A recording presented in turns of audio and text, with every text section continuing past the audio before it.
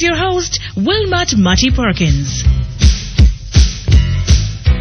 Okay, morning everybody, morning and welcome once again to Perkins Online. I hope that most of you had a reasonably good weekend. There are, of course, many who didn't. That is how Jamaica is. A relative of mine lost her husband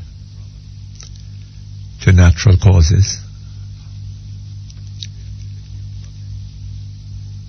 and a brother to the activity of gunmen. Really painful weekend for her and for the family. Anyway, that's how it is in Jamaica. But it isn't all gloom. There is something to be congratulatory about. Ziggy Marley, having won his 4th Grammy Award. Congratulations to him. And I hope he'll keep at it.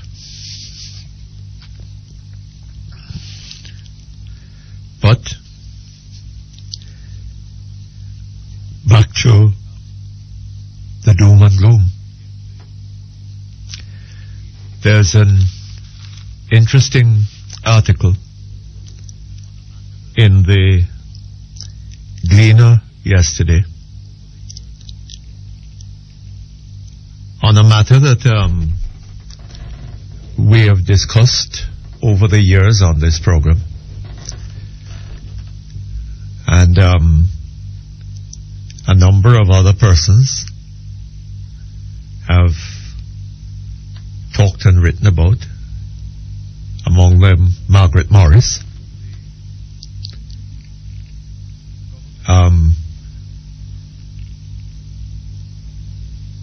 The government of Jamaica, I have often said on this program, the government of Jamaica has no respect for the Jamaican people.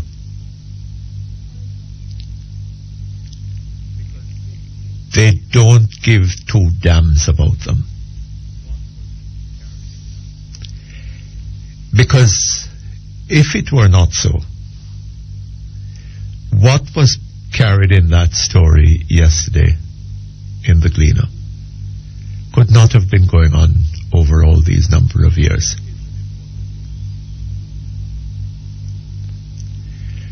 Bauxite is an important industry in Jamaica. The country earns substantial income from it. Possibly not as much as it could have earned, but substantial nonetheless. It's a significant industry, and we want to have a bauxite industry.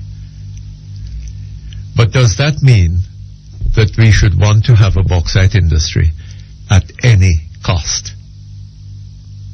And the answer to that has got to be no. There are the environmental lobby is fighting a battle. Perhaps one had better say waging a war in relation to the possibility, the likelihood of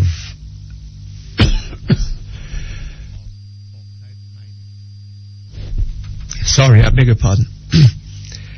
The likelihood of bauxite mining doing severe damage to the environment of the cockpit country. And one isn't quite sure that what they're saying is being taken as seriously as it ought to be. But that is for the future, and the environmentalists are doing their damnedest to ensure that that important area from an environmental perspective is protected. As to whether it will be, as to whether this will just be another lost war in the national interest, is another matter. But I implore you, read that article in the Gleaner yesterday. It is about the dust nuisance and chemical pollution of the environment that people in areas of bauxite processing are having to put up with. And some of the descriptions that are given about what people are having to endure are really quite striking. And the question is it necessary for people to be suffering like this over a broad area or broad areas of the country in order for there to be bauxite mining and processing? Or is it that people, the government doesn't care about the people? If the people's houses are covered in dust, if their zinc roofs are leaking, if they are suffering, not only the adults, the children are living in these conditions, are breathing in this stuff every day of their lives, and in consequence are suffering from respiratory conditions.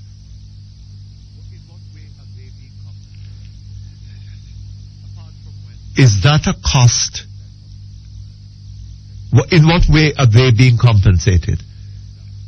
Apart from when the bauxite company, as is said in the story, they go and they look and they examine the roof or whatever it is, and they decide how much compensation to give and so on. Is this satisfactory? And does the government of Jamaica really think that it is doing its duty to the Jamaican public when it allows that kind of thing to happen? But then if the government and successive governments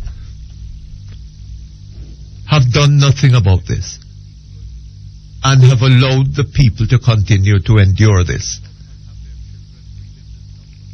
then what are the people going to do? Are they going to just sit down and breathe in the stuff and have their children breathe in the stuff and damage their lungs and possibly shorten their lives? Are they just going to put up with that?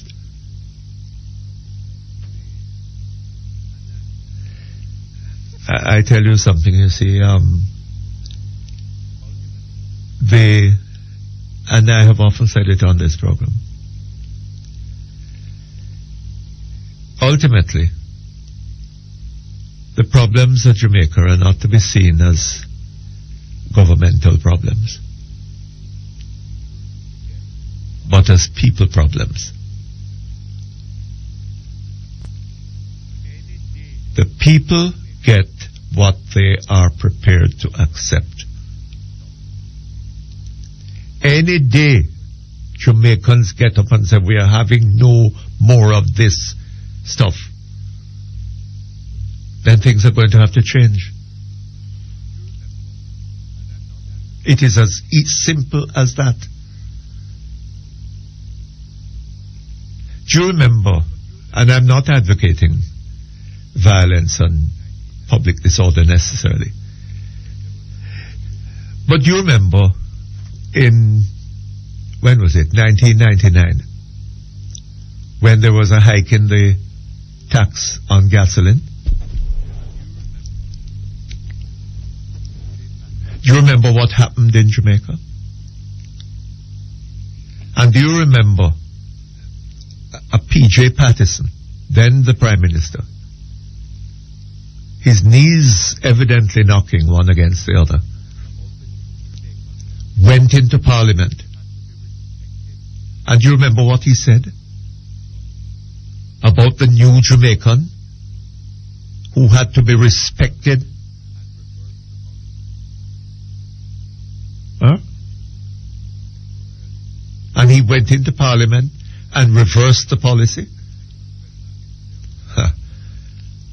Temporarily, right? Because what then happened is that the Jamaicans went back into their homes. And, you know, they lost the enthusiasm. They just feel that was enough, and they ultimately paid the price, the new tax. Right? But if any day Jamaicans get up and say, no, look here, we're not taking any more of this damn nonsense, right? And we are prepared to see it out to the end, things are going to change radically in Jamaica. So, if you want to breathe, and you see, another thing is this, that, we don't see ourselves as a people.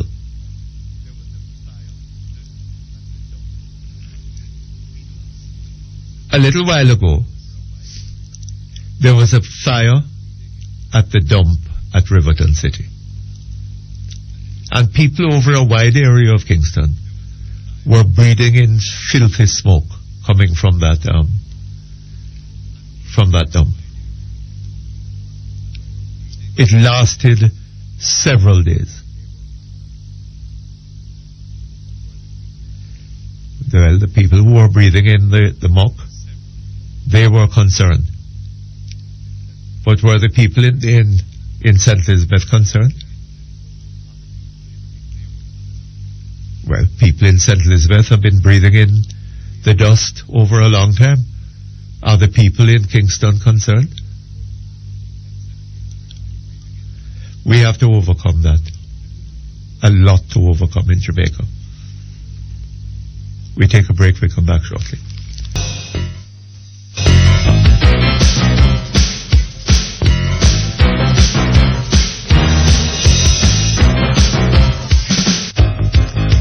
Okay, thank you very much. We're back here online.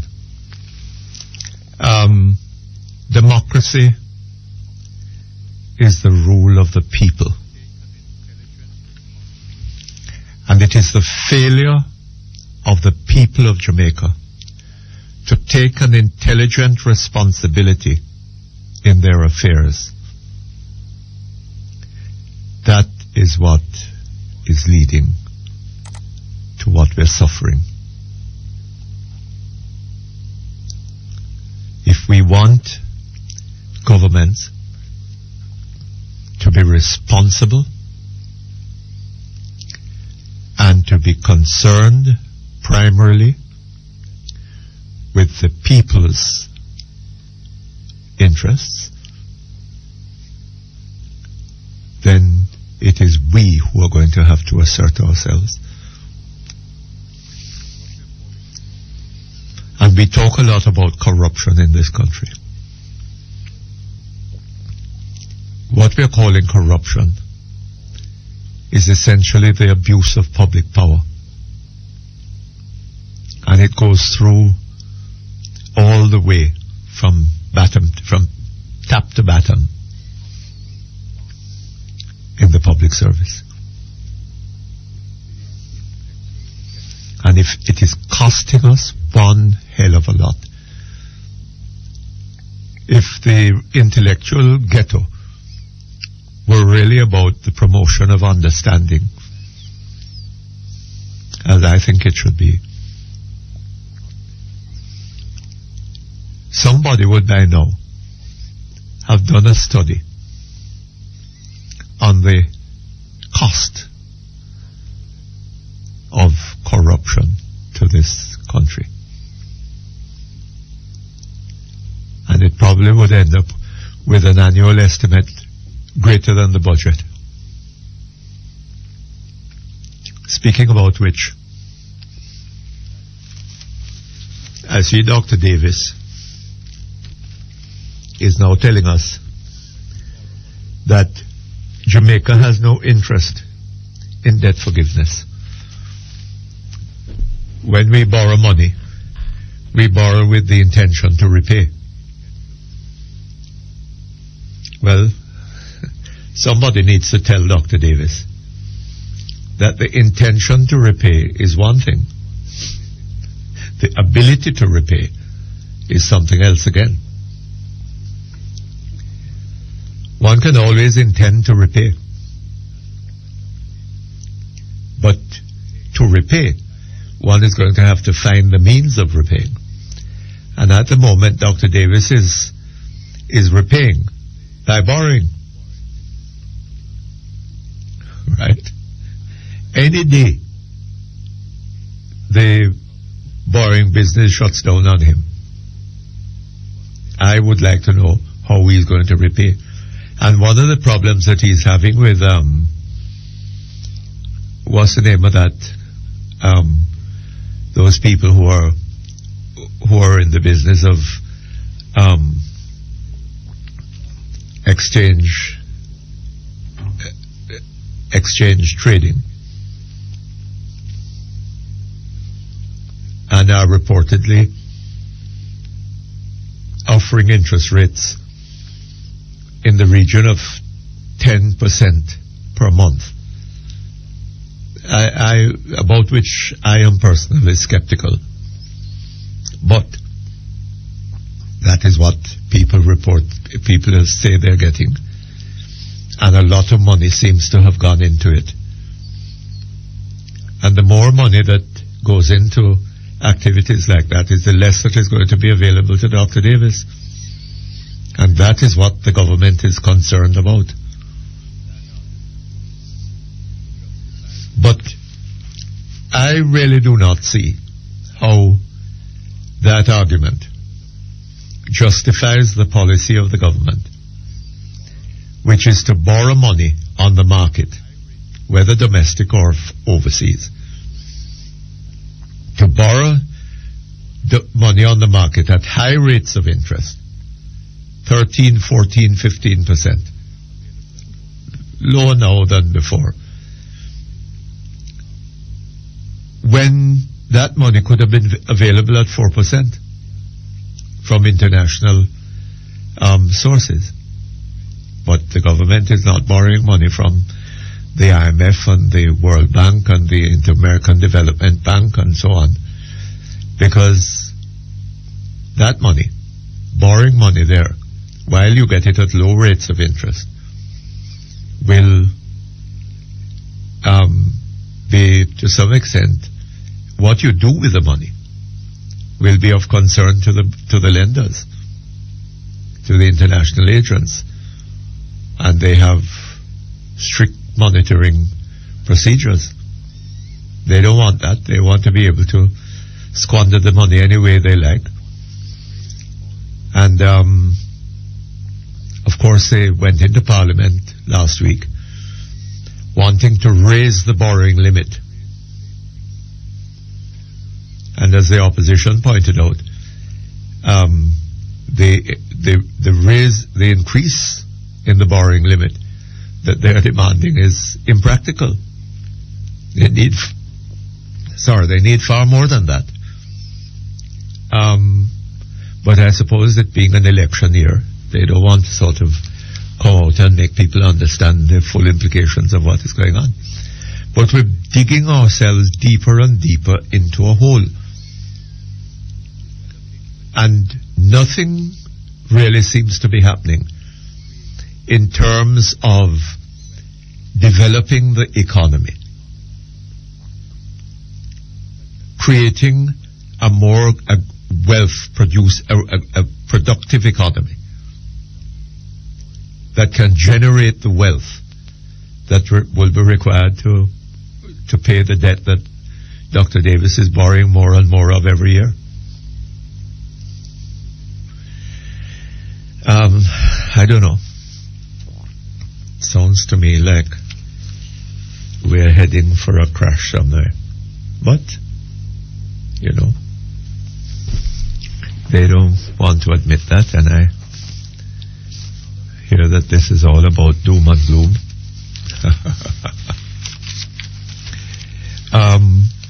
Another item is the I don't know what I've done with that paper. There's an item about the Jamaica Public Service Company. Apparently the Canadians that have been investigating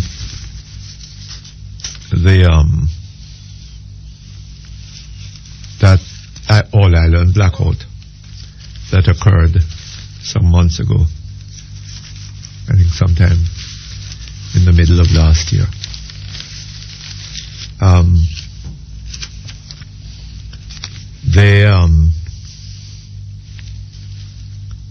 The public service company at the time said that the blackout had occurred because of a lightning strike. One lightning strike somewhere in, I think, down in the west of the island. And that had resulted in a blackout throughout the entire island. The Canadian investigators have come up with another conclusion, quite different. The Gleaner reports this morning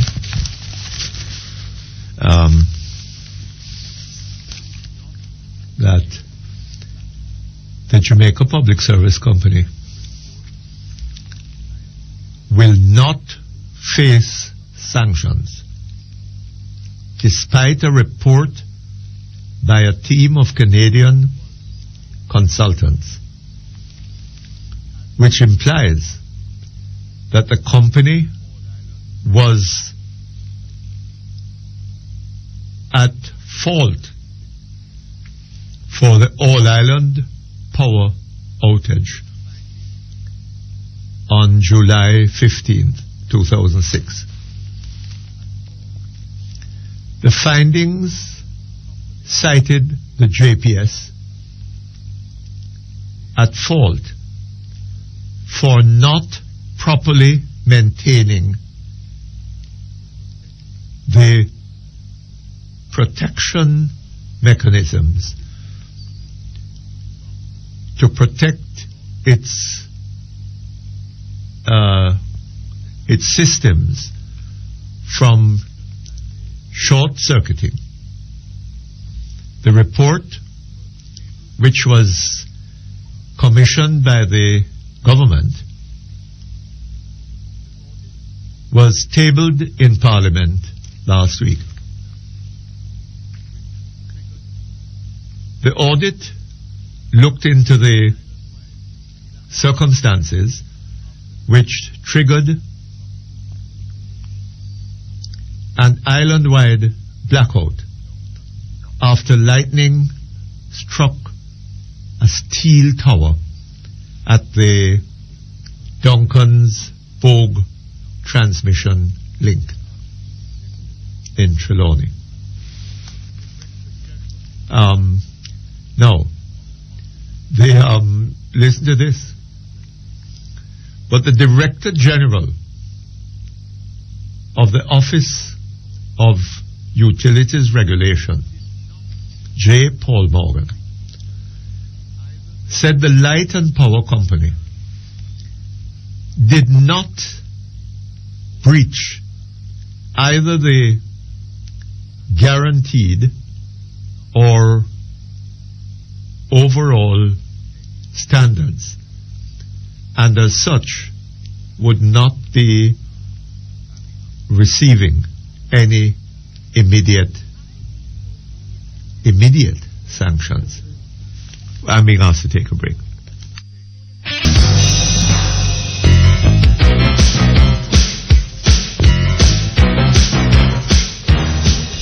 Okay, thank you very much. We're back here online. I was talking about this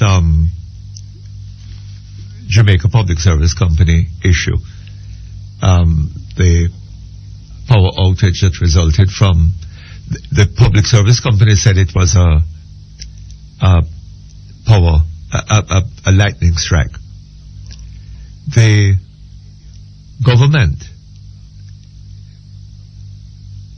hired a firm of some Canadian consultants to come down here to go into the matter in detail.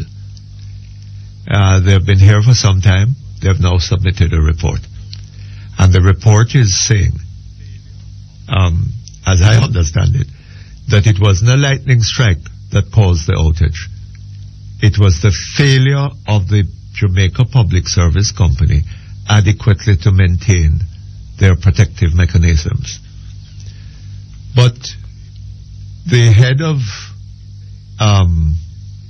the OUR, Mr. J. Paul Morgan, is dismissing, listen to what he said. And this is quoted by the Gleaner. I don't believe there was a breach of the overall standards because the outage was precipitated by a lightning strike. So Mr. J. Paul Morgan has dismissed out of hand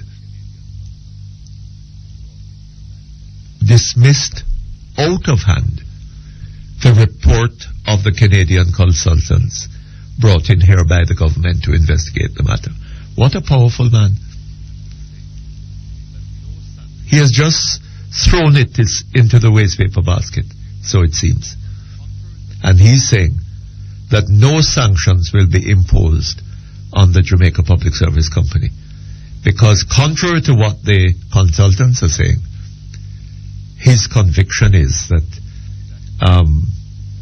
it was a lightning strike that caused it.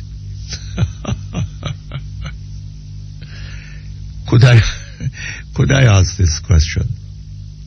If that is so, if a lightning strike can cause that, why is it that we don't more often have that in Jamaica? And what about the United States and other countries where they have lightning too? Huh? The question really is, what is the OUR there for? Is it there to protect the interests of the Jamaican people? Or is it there to protect the interests of whom? Anyway, enough of me. More than enough of me. Let's get to the telephones.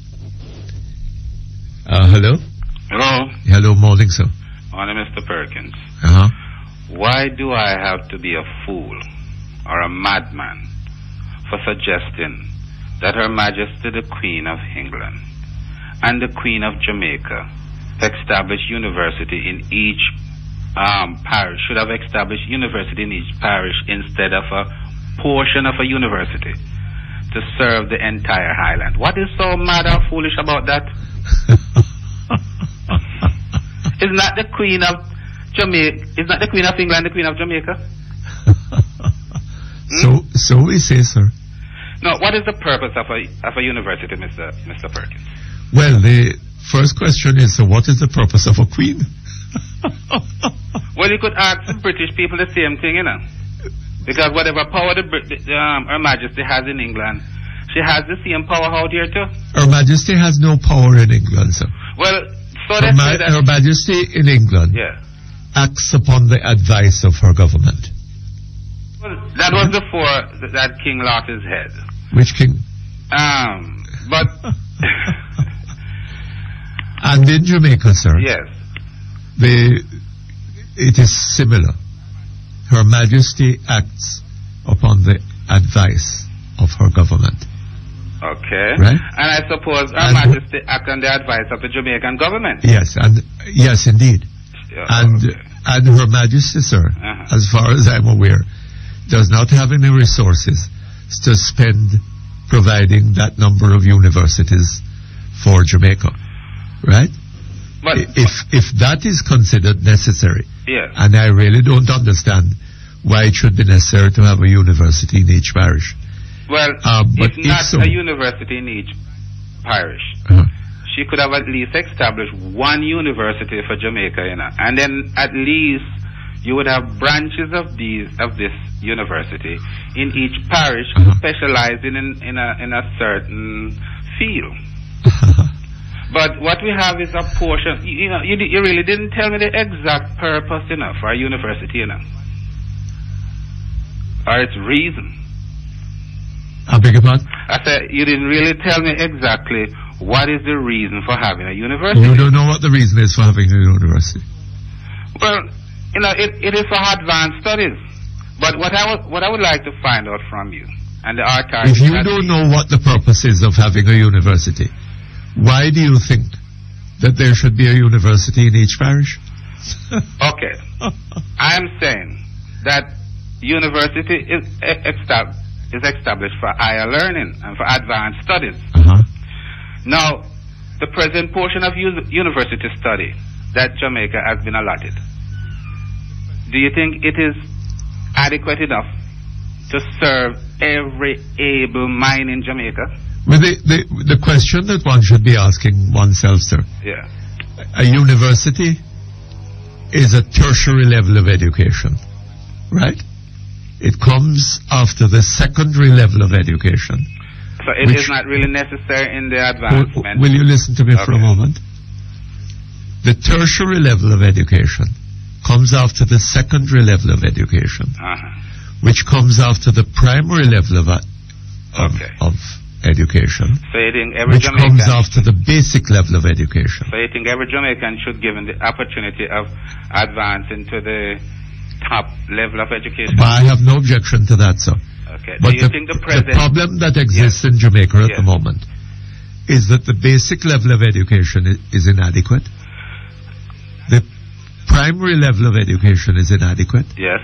The secondary level of education is inadequate. And the proportion of it too is inadequate. And children are coming out of secondary schools illiterate, unable to read.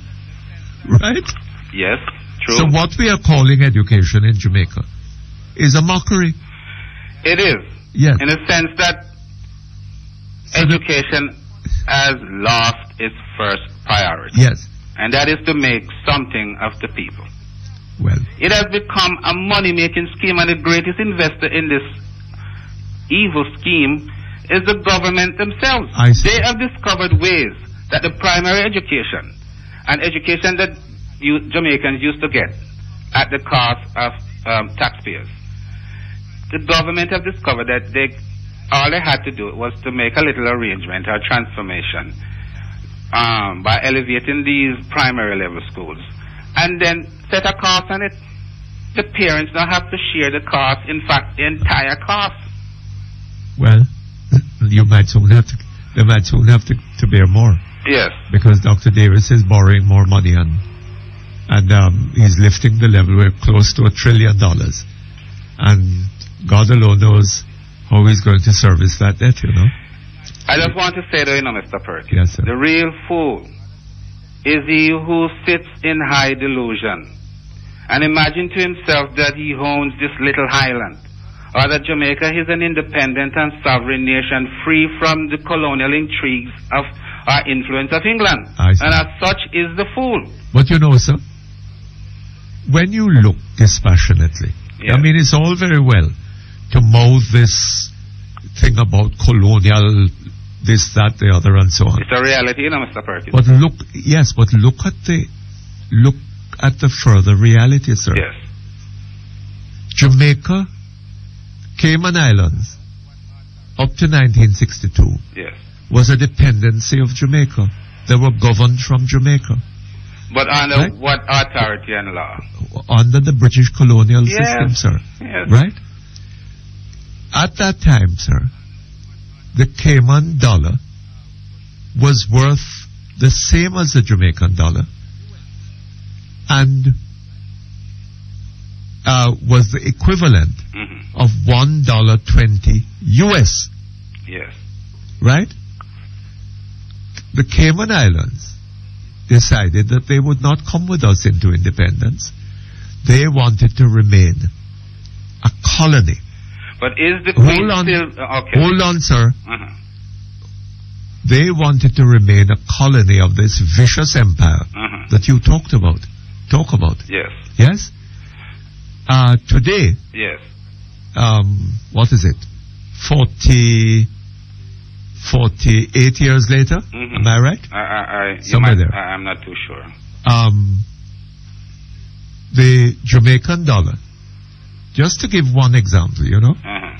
the Jamaican dollar it now requires, instead of it requiring $1.20 US to purchase a Jamaican dollar, it now requires nearly 70 Jamaican dollars to purchase $1 US. Right? But Mr. Perkins. In the meantime, Yes. the Caymanian dollar Uh-huh. has remained at $1.20 US. But Right? the real issue here, No. though, is The the real political issue- arrangement of the two islands, Hold on, sir. Not only that, Yes. Cayman is a far more ordered society than Jamaica And is. why is this so? What do you mean, why is it so? Because it is so. Education has anything to do with it? Well, I imagine it plays its part. Is it Right? does it But have something hold to on, do sir. with the fact Hold that on. the political arrangement? Jamaicans now have Yes. to get a visa to go to Cayman. Okay. And part of the reason for that is that Jamaicans over the years have gone there, and numbers of them are lodged in Caymanian prisons. Okay. Okay? I Anyway, I'm understand that afraid I much, have to Mr. leave you. Thank you very much. All the best to you. Okay, thank you very much. Just at the break, we were talking about, I was talking about the experience of Cayman as against that of Jamaica. The experience of Bermuda is similar. They too have remained a colony, and they have done even better than the Caymanians. Their per capita income is now one of the highest in the world. Right? Now, don't get me wrong. I'm not saying that Jamaica should not have gone into independence. But then, look at the performance of countries that have remained colonies, and compare it with the performance of Jamaica in the years of independence. And ask yourself why it is that Jamaica's performance in independence under our own government, why is it that has resulted in calamity? That is what it is. When you look at the state of the economy, when you look at the state of crime, when you look at the extent of corruption in the country. Why is it that Jamaican self-government should have resulted in those consequences, while Caymanian and Bermudan persistence under the imperial yoke has had the kind of results that they have had, so much better than what we have accomplished? Ask yourself that. What is wrong with us? Why we should have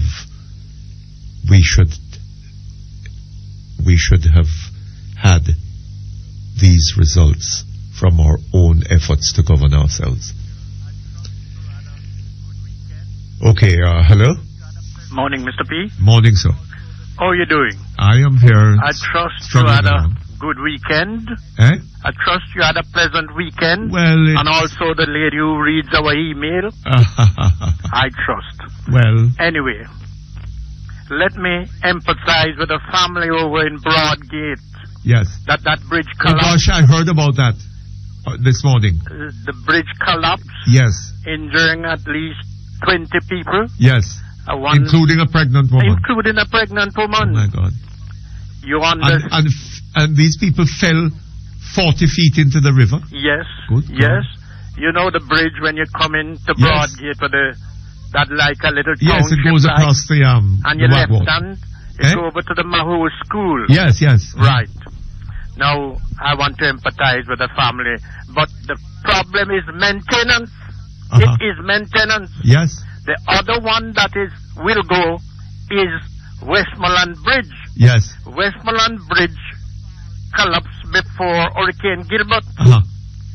And they put some wood on top of it, and then you hear they got to send to the far east for wood. And now they've put a steel sheeting on it. Yes. You're telling me 19 flat years and we can't do nothing to that bridge? Yes. 19 flat years and nothing has been drawn up? But look here, sir.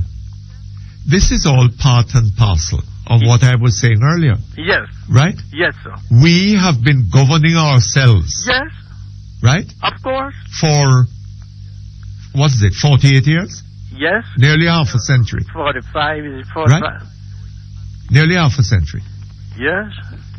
And 45. These 45. I know it. And these are the consequences that have flowed from that. Right? Yes.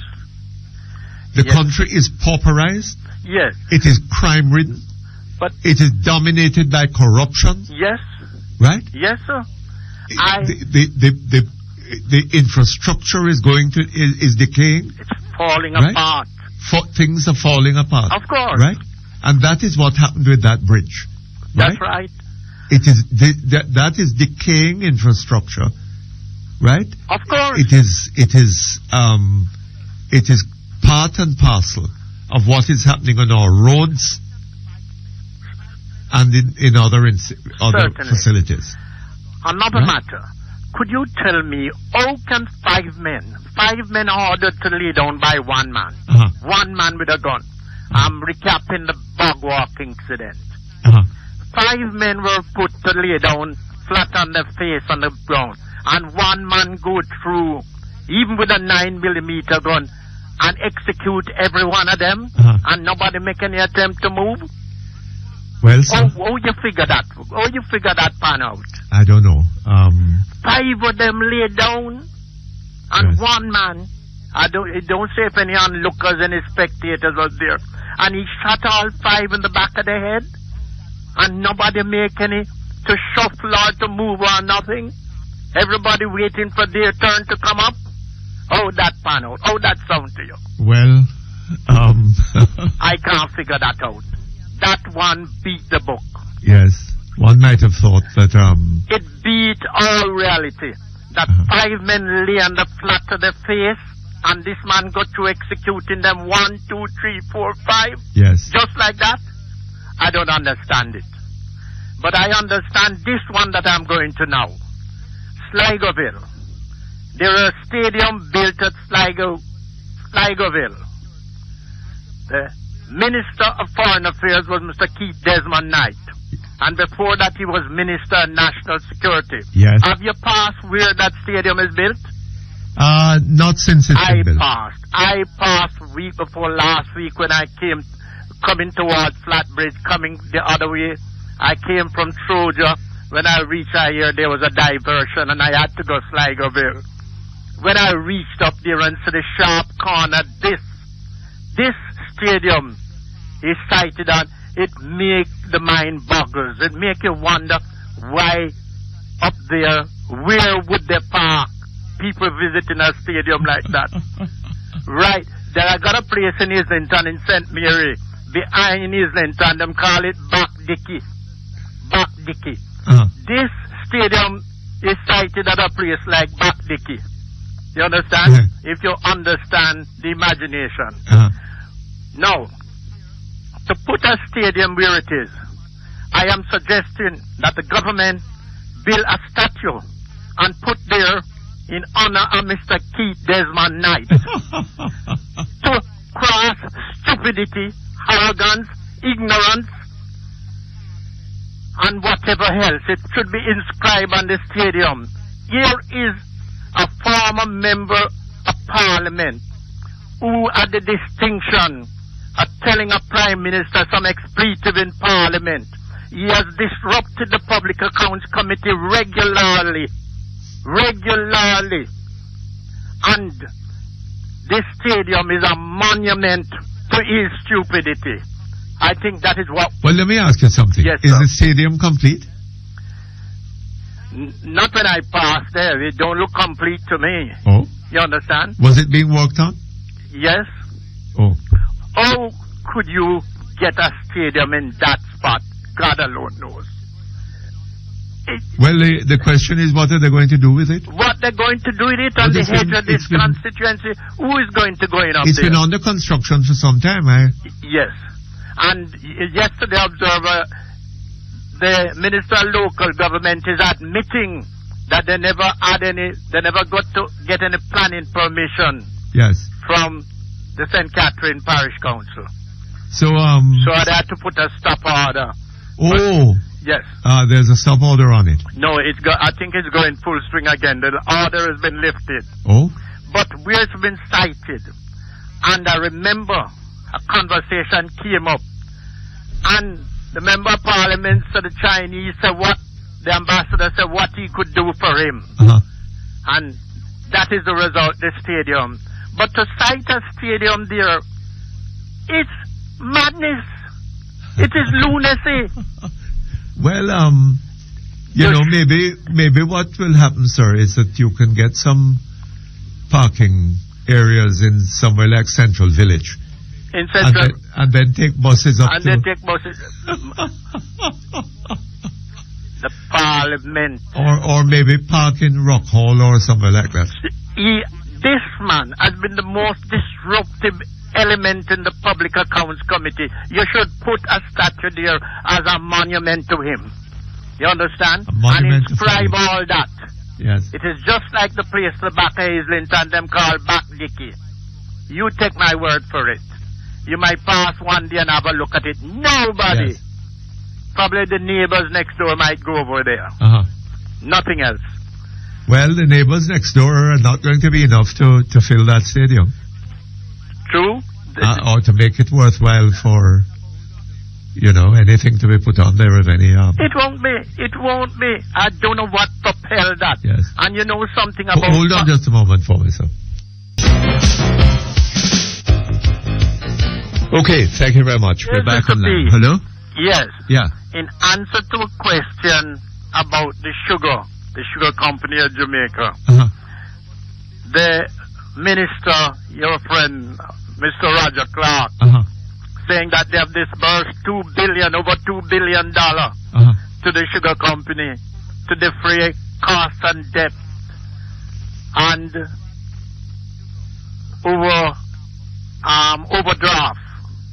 overdraft and what have you. Now we have had this sugar business in a limbo for a long time.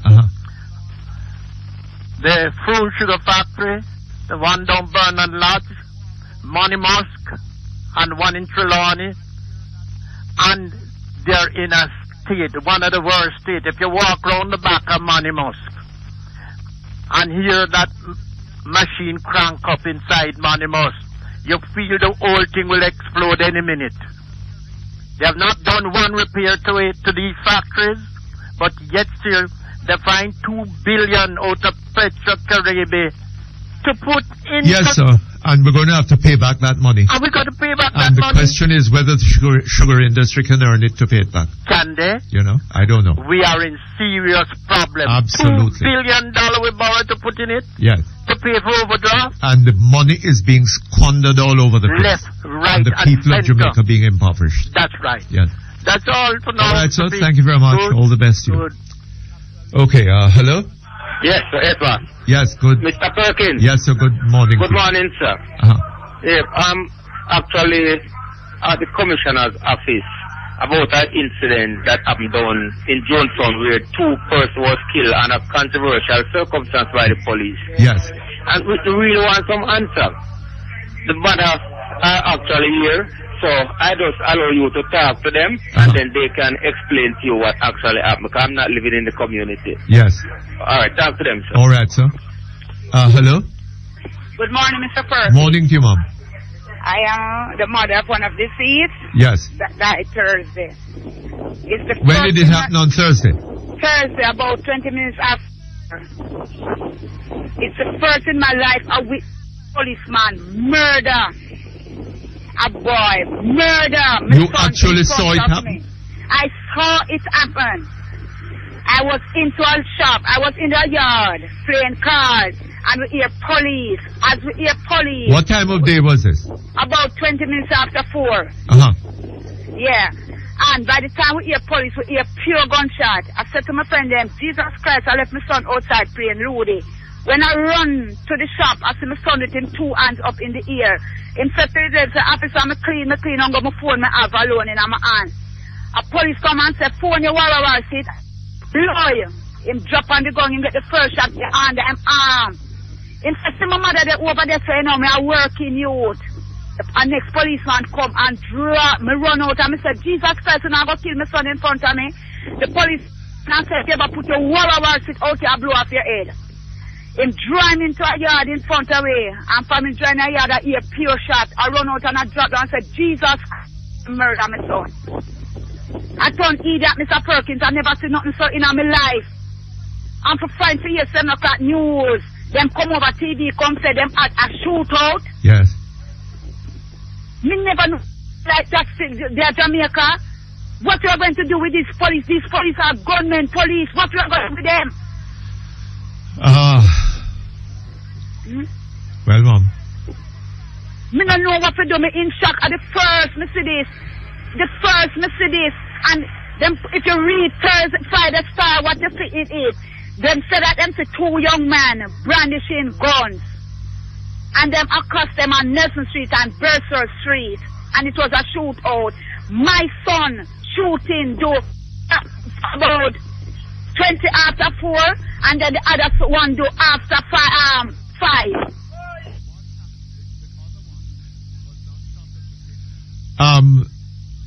So, what happened? The other one was not shot at the same time.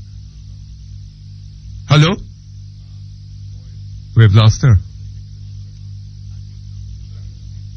We've lost her. Boy, it's a horrible thing that is going on. And you know what is particularly horrible about all this? This kind of thing has been going on for years, right? Where the police kill somebody. They have a version of the killing. People in the area have another version, right? But what we do not have is an investigative unit independent of the police force, right? Properly equipped and capable of rendering an account based upon investigation. which will command public confidence. Right? The government is playing around with this because they don't really give a damn how many people are killed and whether innocently or not. Hello? Yes, hello, Mr. Perkins. Yes. Yes, this is the mother of one of the deceased. You are the other mother? Yes, I'm the next mother. Yes, sir. I wasn't really an eyewitness. Yes. But my son tell me something. That other killing occurred at the same time as the one that other lady was talking about? Yeah, it's the same day, but it's about 35 minutes. Same day? It happens on the same day, but it's about 35 minutes apart. 35 minutes apart. Now what happened in this one? Yes, sir. You were not an eyewitness to this one. I wasn't on the scene, but I heard a gun firing, and sure I know my son was around the same street playing Ludy.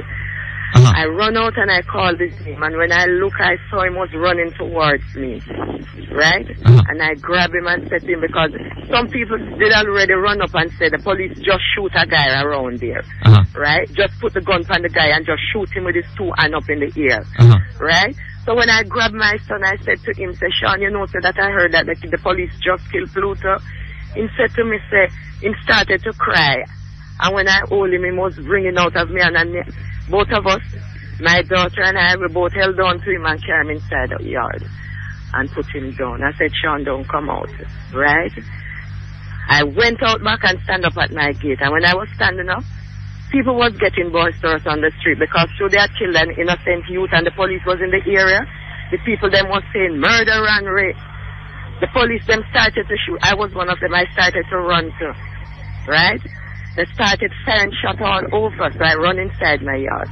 My son run over the next yard that is a next street behind us. He jumped the fence and went over there, right? When I started to ask where he was, he said he's around by Penn Street. I said, Sean, come over. What are you doing on Penn Street? Right. Anyhow, at the same how old time, is he? Was he? How old was he? He was 20 years of age. 20.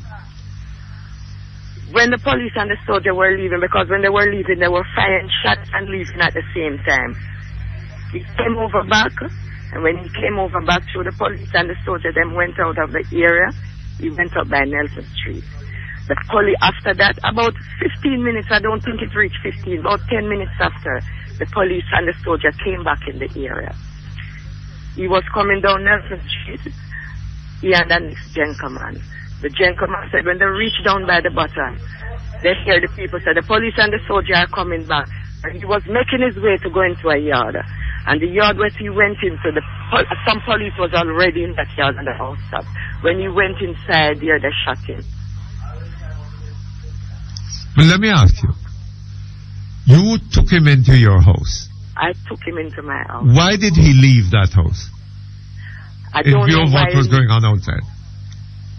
After the police leave, I don't know. I guess I heard that he got a phone call. Somebody up the road called. I don't know. I don't think it was I thought it was one of the guy girls. You understand? I don't know. But he got a phone call. That's why I went up by Nelson Street. But are they saying that your son was involved in some criminal activity? Mr. Perkins, I'm not going to swear for nobody. I can only swear for myself. I'm not saying that he wasn't involved in anything because I don't know. Right? He has his friend them, and they are living in a community I don't know. I've never saw him with a gun before. Right? And I'm not saying I cannot swear for him. I can only swear for myself. But if he was involved, what kind of crime was he involved in? Yes. What kind of they're saying that he was killed in a shootout. Mr. Perkins, I'm tired. I got so fed up of that thing. I got so fed up of police talking about shootout. Yes. That's what I got so fed. I remember when I was a young girl, Mr. Perkins, at the age of 14 years old. Same place around Johnson. I was walking down the street one night and some young men sit on the wall. That's from those times I know the police tell lies. And I passed some young men on the street. I went to a shop and I passed some young men sitting on the wall. And when I was in the shop, By the time I don't even turn the corner, is a police jeep come around the corner and started to shoot the men on the wall. And they go away and say it was a shootout. And that's from the first time I know that police tell lies. I know we are humans, you know, and police is human like everybody else. But you can't go around shooting people and going around and say that it's a shootout. Hold on a moment for me.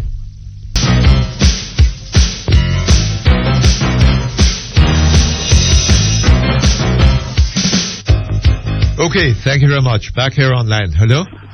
Yes, Mr. Perkins. Yes, you're saying. Yes, Mr. Perkins. What I'm saying, people need to open up their eyes and look at certain things. Every time that the police go around in the inner city and kill people, they are saying that is a shootout. Yes. Every time they are saying that is a shootout. And when they are saying that is a shootout, none of them get shot, but yet still you have men lying down on the street and not even a scratch the police get. Yes. So why is it a shootout? And it's a shootout and they come in the area and man shoot after them and they don't get not even a scratch.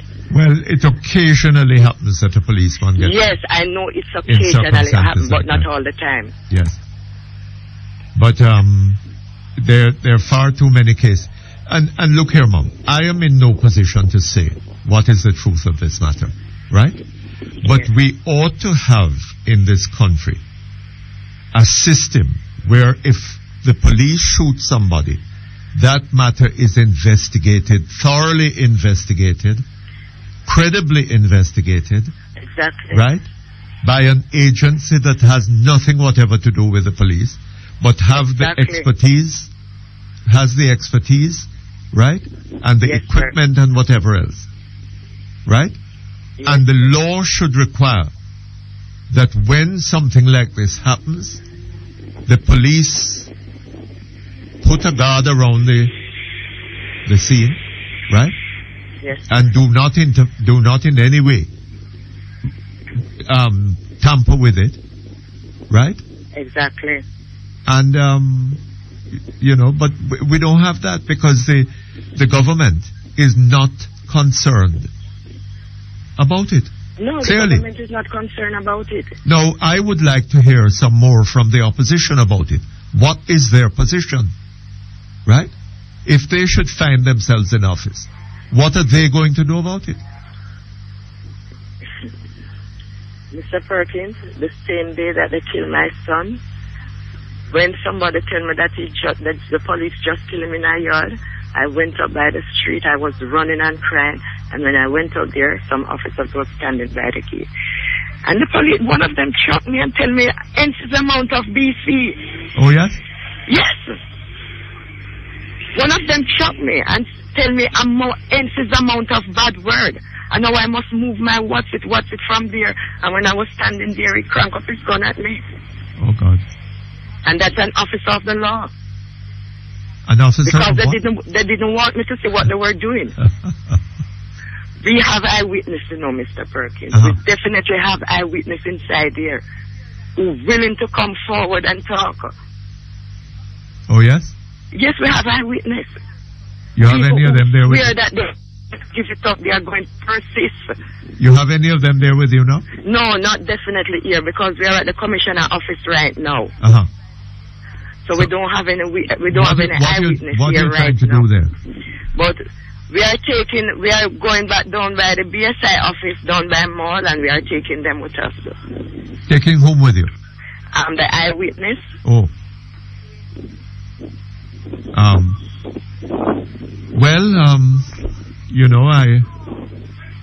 I don't know. I don't know whether one can really hope that something will come of this, Well, Mr. Perkins. But the people of this country, Mom, are going to have to make up their minds whether that is what they want. Right? And let me point out something to you. That if people had stood up 5 years ago, long time ago, a year ago, 6 months ago, even 6 months ago, and said this kind of thing must stop, right? Your son might be alive today. Exactly, sir. And there are other persons who have sons, right? Who are, if things go on the way they are going, those boys are going to be dead one day. just like your son is dead. Not from natural causes, not from old age, right? No, but from the same sort of cause that has led to the death of your child. Okay? Well, Mr. Perkins, if it takes me the next 20 years, I'm not going to give it up. I'm going to pursue it because my son was innocent. If he did have a gun in his hand and the police kill him, I wouldn't go a step further with it, more than I would bury him. Not a step further I would go with it. But eyewitness was there. Well, you see what happened to little Johnny Allen? Yes, I saw what happened. I heard there was no question of Johnny Allen having any gun in her hand. Exactly. Right? No such question arose. But she's dead, shot in the back by a policeman. By a policeman. Right? And nothing didn't come of it. And nothing came of it. Nothing came out of that. And when they went to court, right? The jury was summoned. The director of public prosecutions had it in his power to declare a nolle pros, right? Which would have meant that if he didn't have the evidence, then the matter could be brought back to court, right? They didn't go about it that way. What was done was that a jury was summoned, was instructed to find them not guilty, and that was an end of the matter. Yes. Right? That's why they are going around and doing what they are doing. Well, because they are the law, and when they do those things, they do nothing not going to come of it, you know. You understand? Yes, well, that is apparently what we like in this country, what we want, right? That is why it is happening. Okay? But I must say that my heart breaks for you. I'm very sorry to be hearing about this. Okay? Okay, sir. Thank you for having me on the program. You're welcome. Okay. And I would like to keep track of it. Okay? Yes, sir. I will keep in touch. Okay. All the best. Boy, pain. Hello? Hello? Hello? Yes, good morning, sir. Yes, Mr. Perkins, am I on the air? Yes, you're on there. Okay, I've always listened to you, but I've never really called in, you know? Yes. Listening to that conversation with that woman just now, I find it very, very devastating, you know? Because what's wrong with the police, it's not the individual, but it's the organization. It's the norm of the organization. In other words, it is their mentality. It's the way they have been trained. So but this is not peculiar to the police, you know, sir. Why do you say that? Well, because if the government wanted it to be different, the government could have made it different, right? If the people, with that, yeah? You agree with that? If the people of Jamaica wanted it to be different, they could have insisted on it being different and in the end made it different, right? But we're all putting up with it. Yes. We're all putting up with it. Many of us because we believe that we are safe from that kind of action. The matter is not that simplistic. It's much deeper than that. You tell me. Basic education that is provided to the people has the most important effect on the behavior of the people. So it does not matter what you say or what you do if you do not prepare your people to deal with situations like this on a long-term basis. It's useless. When I compare Jamaica to the other islands, you know, we all listen to you from all over the world. We are hearing what is happening in our country.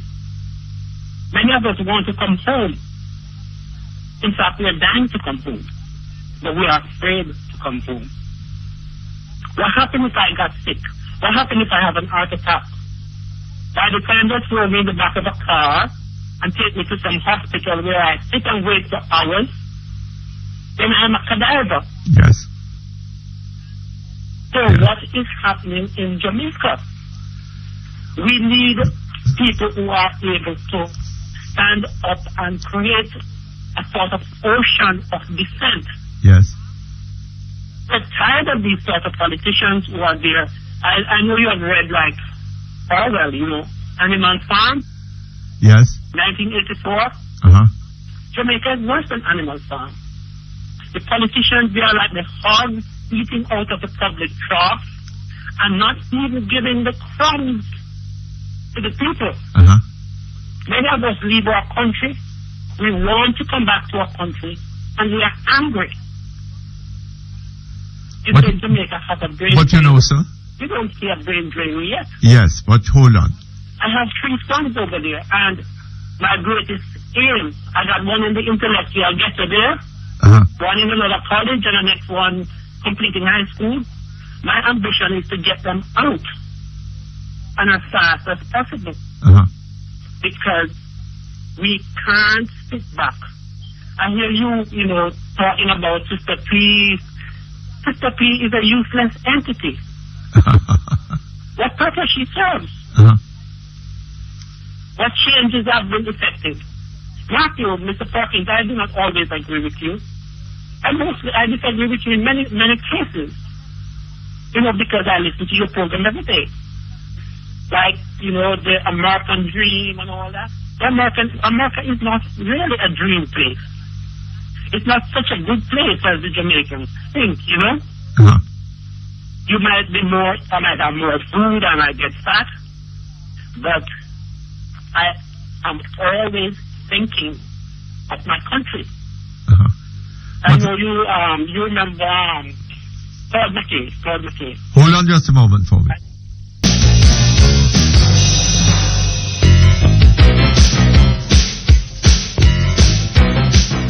Okay, thank you very much. We're back here online. Hello? Yes, Mr. Perkins. Now, you say, sir, that you would like Jamaica to be a place where you could come back home, right? And live a good life. Exactly. Okay? Yes. You're not the first. That's my dream. I beg your pardon? It is my dream. That is your dream. And it is a dream that'll... That's my dream. I beg your pardon? It is my dream. That is your dream. And it is a dream that a lot of Jamaicans who now live abroad, have and share with you. Yes, some with a lot of money, some with good skills, education. The question is, sir, do you recognize... A lot of potential. Hello, sir. Do you recognize... Yes, sir. ...that Jamaica is not just going to become such a place by some kind of automatic process? If it is to become such a place, it is going to have to be made into such a place. Am I right? Totally right. Yes. 100% right. No, the question is, what are people like you doing to contribute to the work of making Jamaica such a place? We are almost helpless. No, that's not true, sir. We send remittance. We send money back to our relatives. You send money back to Jamaica, right? That's the only purpose we serve right now. Yes, and that money that you send back to Jamaica is Jamaica's single largest source of foreign exchange. Right? Jamaica cannot do without that money. I didn't realize that. Right? Now, therefore, the people who have control over that money can start making some demands. Right? Can join with people here in making demands. Yes. I beg your pardon? Yes, I'm hearing you. Yes, in making demands to the government of Jamaica. Right? The thing is this, Mr. Perkins. Take the United States. You have more Jamaicans in the United States than actually in Jamaica itself. Precisely. Although we are so scattered, this diaspora, it is so scattered, 52 states, we are so far away. other places like Europe, everywhere in the world we have Jamaicans. Yes. We are, I would say helpless. I would not have said that. You sit and see your house burning and you can't do anything about it. Well, you would like to do something about it. So whom do you expect to do? What are we going to do? Whom do you expect to do something about it? Very good question. Very good question. That's an excellent question, because it is hard for you to be 1,000 miles away and expect to do something about it. I notice sometimes we got like these meetings with the politicians, like, I went downtown there and this dinner and Sister P was there and all that. Yes. It doesn't make sense to say anything to her. Because but I don't agree with you, sir, that to be 1,000 miles away means that you can't do or say anything. I can't agree with that. Okay. What would you suggest? Well, I would suggest that the Jamaicans abroad start organizing themselves, right? Into yes. And taking an active interest in what is going on in Jamaica, right? And making contact, joining with Jamaicans who are here in trying to bring about some kind of change in the country. Working together with Jamaicans, right? And what I'm saying is that you all have in your hands an immense amount of power. You are the greatest source of foreign exchange to this country. They will have more teeth than even the Jamaicans at home, because it is like you tend to get more respect from these people who are running your country than, in fact, the people at home. It's like they are treated like nobody. And that's a disgrace. Yes. When I look at, say the zeal for knowledge that is present among Jamaicans, the tenacity, the desire to do well, yes, the ability to survive in times of crisis, I said, these people are great. Such strong people, but what is the problem? They need maybe just help from abroad, but they also have to help themselves. But they need help and they need support. Yes, they need a lot of support. Yes. Right. I was looking on the online Gleaner yesterday, and I noticed what was happening to the Jamaicans in the Cayman Islands. The way they were being exploited and, were treated so badly. And I said to myself, why is it that our country is in such a state that Cayman, which was for many years a little dependent, a little subsidiary of Jamaica, is there walking all over our people and exploiting them? We in Jamaica, in fact, I am going to find out if there is a Cayman embassy up here in New York, and I am going to be writing a protest, because we have sat back and allowed all these things to happen to us and to our people without doing anything. But if you think you can do that to Cayman, why aren't you doing the same thing about all the atrocities that are occurring to Jamaicans right here in Jamaica?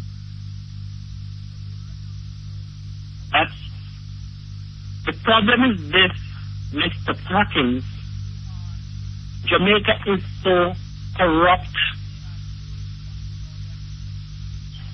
Even people who are in a position and you think they are doing something or they are in a position to do something about it, they are only interested in accumulating personal wealth. Personal what? They don't care about the small people.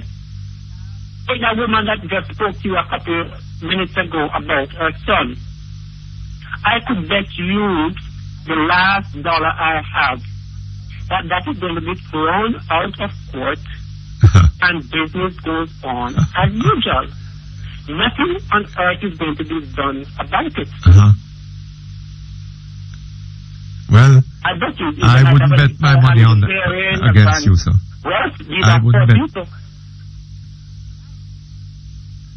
So, it's like we are in a real crisis. And I am not the only person because, when I speak with my colleagues, we all share the same feeling. We have organized, I used to be like in a little organization. But the thing is this, I do not want to be a part of an organization that is affiliated to any of the political parties in Jamaica. In other words, you are affiliated with the party. So we form an organization here in New York and we are affiliated with the ruling party. Okay, that sounds real good, that's fine. We get all sorts of opportunities and we get little business perks. We have opportunities to exploit the poor. In other words, we come there and we make the poor a little poorer. That is the problem. Yes, indeed. And that problem seems to be unique in Jamaica. There are problems in Africa, there are problems all over the world. But we seem to, amplify all the problems. Yes. We seem to know how to do things real badly, very well. All right, sir. And if it is to be fixed... I'm a little... To be honest with you, I'm a little confused. If it is to be fixed, we are going to have to fix it. We Jamaicans. Whether we live in Jamaica or abroad. If we are looking to Jamaica as home, and we are going to want to come back here to enjoy our later years, right? Then we're going to have to take an interest in what is happening here, right? And try and do something about it. And you have a great deal of power in the cash which you are sending back to Jamaica, right? And the heavy dependence upon Jamaica for that foreign exchange contribution, right? The biggest source of foreign exchange for Jamaica is the remittances. Okay? That gives you a lot of power.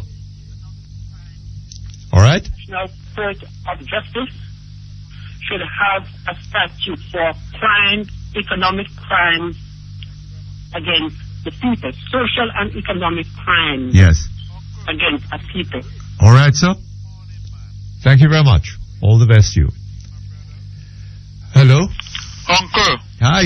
Wait, how are you, sir? Morning, man. Not too... How are you? How's everything, my brother? Morning. Why, Mr. Perkins? Yes? You hear of the bad news in Bradgate, St. Mary? I heard about it, yes.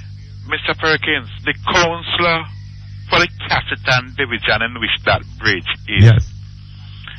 Dan Query have complained about that bridge and even spoke to the NWA about it. And asking them to do something about the bridge because it is evident that that bridge can tear down at any time. Yes. Even the mayor of Portmore, Bobby Montague, also speak about it some 2 weeks ago, Mr. Perkins. And nothing has been done about it, Mr. Perkins. And eventually what happened yesterday? The bridge come down with about 13 people, Mr. Perkins. 13? And a pregnancy lady after transported to Kingston. Yes. Because of the seriousness, Mr. Perkins. Can you believe that, Mr. Perkins? 13 people were on the bridge. On the bridge. I thought I heard 20. Well, all right. And but you know, I don't know, I find it very odd that the authorities should be suggesting that 20 people on the bridge should be not to tear it down. Hold on just a moment.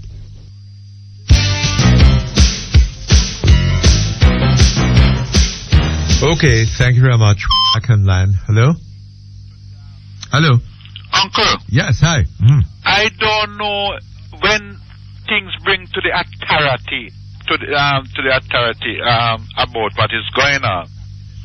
Nothing I've done about it.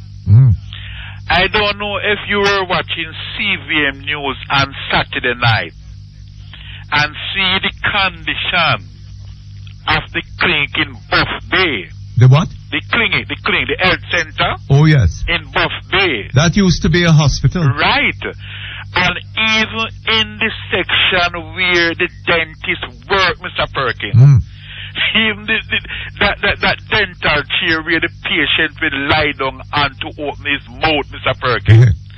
And when you look at the ceiling where the concrete have been broken and dropping off, that's it. The news presenter even said it can fall even into the mouth of the patient, Mr. Perkins. Can you believe that, Mr. Perkins? Don't laugh. This is a serious thing. Well, I tell you something, sir. I tell you something.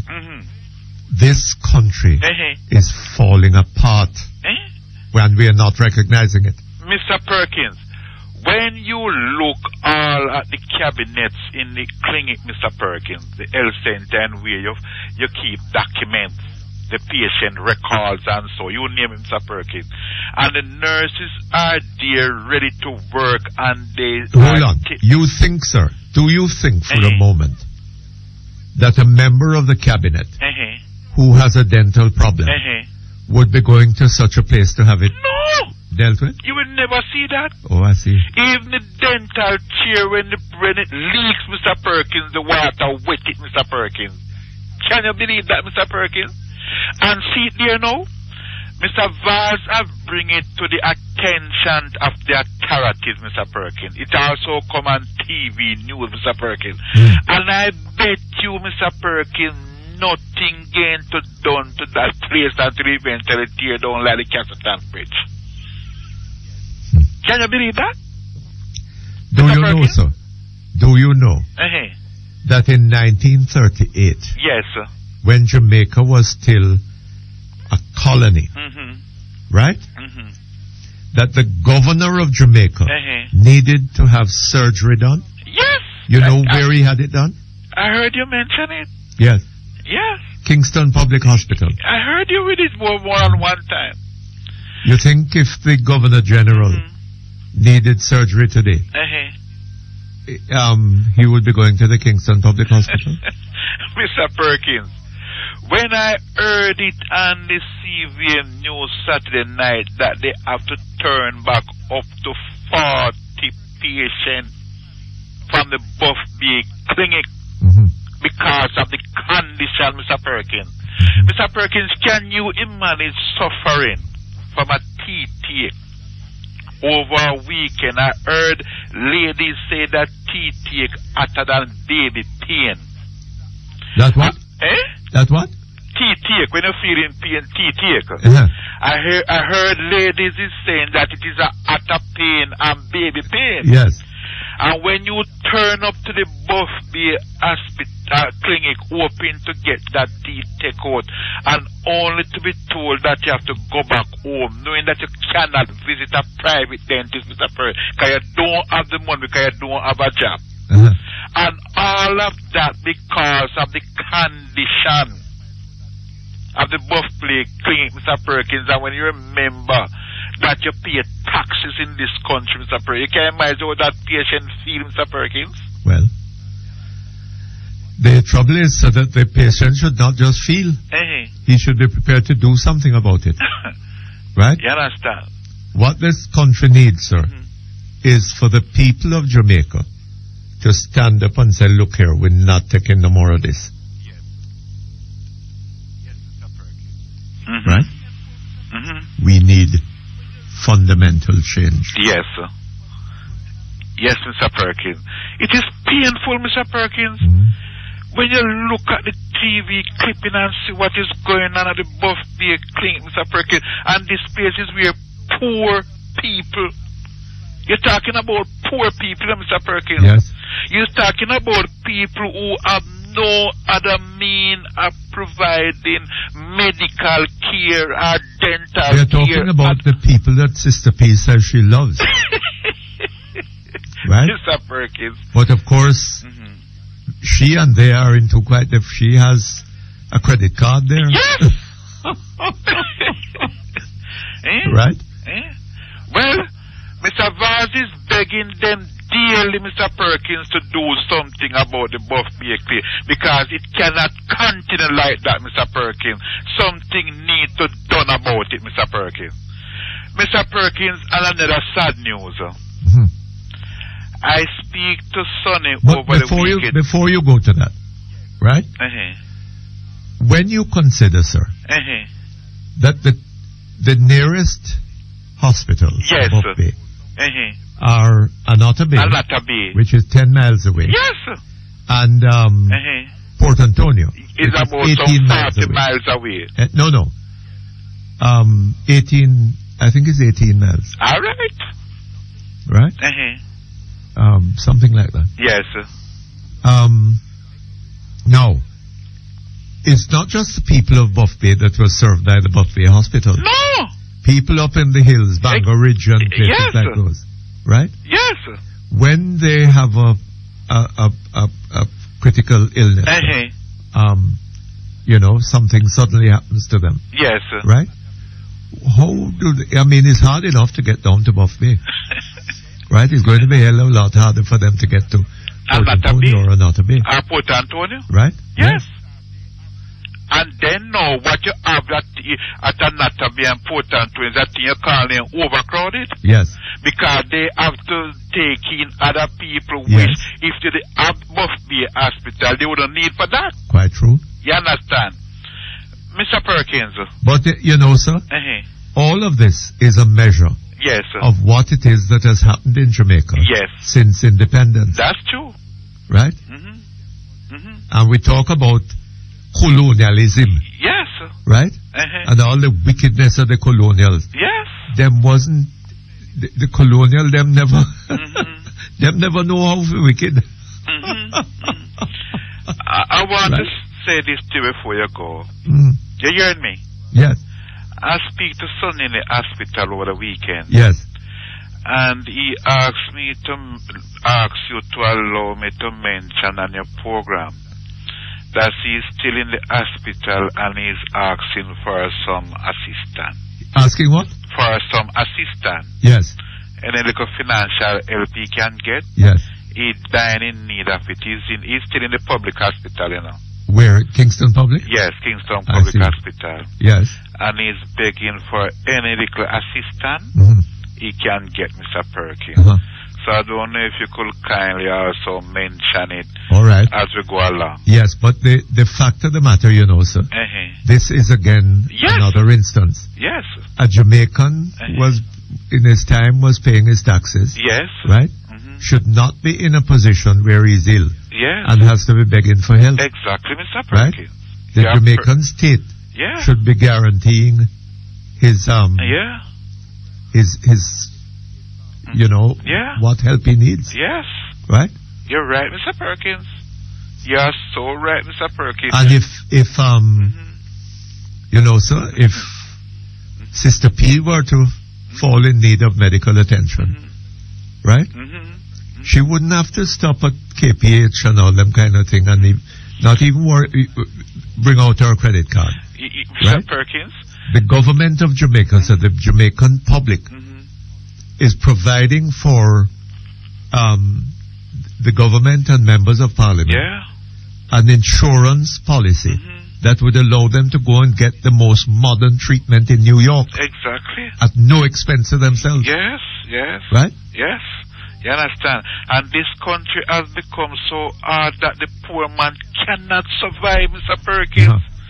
It is so hard for the poor man to survive in this country because you cannot provide yourself with medical health care, Mr. Perkins. Then it is well bad, Mr. Perkins. Yes, well. You understand me? It is serious, Mr. Perkins. Yes, so well.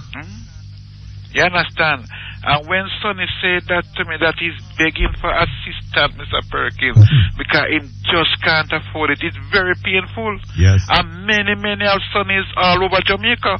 Yes, quite true. All over Jamaica. You start in the TV news at night time. Where people is begging for help. Absolutely. You understand me? Yes. And those are the set of people who pays the majority of the tax in this country. Well. Mr. Perkins, nice talking to you. All right, sir. Thank you very much. All the best to you. Okay, hello? Hello. Mr. Perkins? Yes, good morning. Hello, Mr. Perkins. Morning. Good morning. Am I on? You are on here, sir, yes. But unfortunately, we haven't got a lot of time, a minute or two. Okay. Do you want me to call back? Well, if you would, but what is it if you can say something in the meantime? Well, I think I probably better call you back later. Okay, all right. Okay, good. Okay, Mr. Perkins. Okay, hello? Hello? Yes, Mr. Perkins. Yes, sir. How are you today? Not too bad, thank you. I understand that we don't have a lot of time, so yes. It looks like I may have to touch my base with you. Okay. All right? Okay. So, in a moment. Huh? In a moment, because I think you're going on a break right now. We're going to the news, and we'll be back here in about 20 minutes. No problem. All I'll right? call back then. Okay. Well, yeah, okay. Well, we could just as well leave you now for the news and be back, as I said, in another 20 minutes or so. Okay? Thank you very much. Okay, thank you very much. We're back here online. And we're going to take some email before we go back to our telephones. Yes, Mr. Perkins. Monty, recently I heard Dr. Davies, Finance Minister, making reference to the meltdown of the financial sector in the 1990s. Currently, the country's debt is nearing the $1 trillion mark. The question I would like to ask Dr. Davis is, under what government did this financial meltdown take place? And what policies were being pursued by that government at the time? Were they the main root causes of the meltdown? This is another facet of the multifaceted deceptions that are being promulgated at this time. And the media are failing in this regard. He stated that 35% or so of this debt, which now will cause young Jamaican children, not yet born, to be indebted to the tune of nearly $400,000 per year. He's attributing 35% of this to FinSAC. The fact that FinSAC had to come in and save the poor widows and orphans. But basically, the country is in a mess. And that mess has come about not by chance, but by the policies pursued by the government, and indeed particularly by Dr. Davis, right, as Minister of Finance. There are other policies as well. There are policies that should have contributed to the economic development of the country that have not been implemented by the government. I don't know if the government even thought of them, right? So that we are getting deeper and deeper and deeper and deeper into debt, and we're doing nothing to ensure the commensurate enlargement of our wealth producing capacity.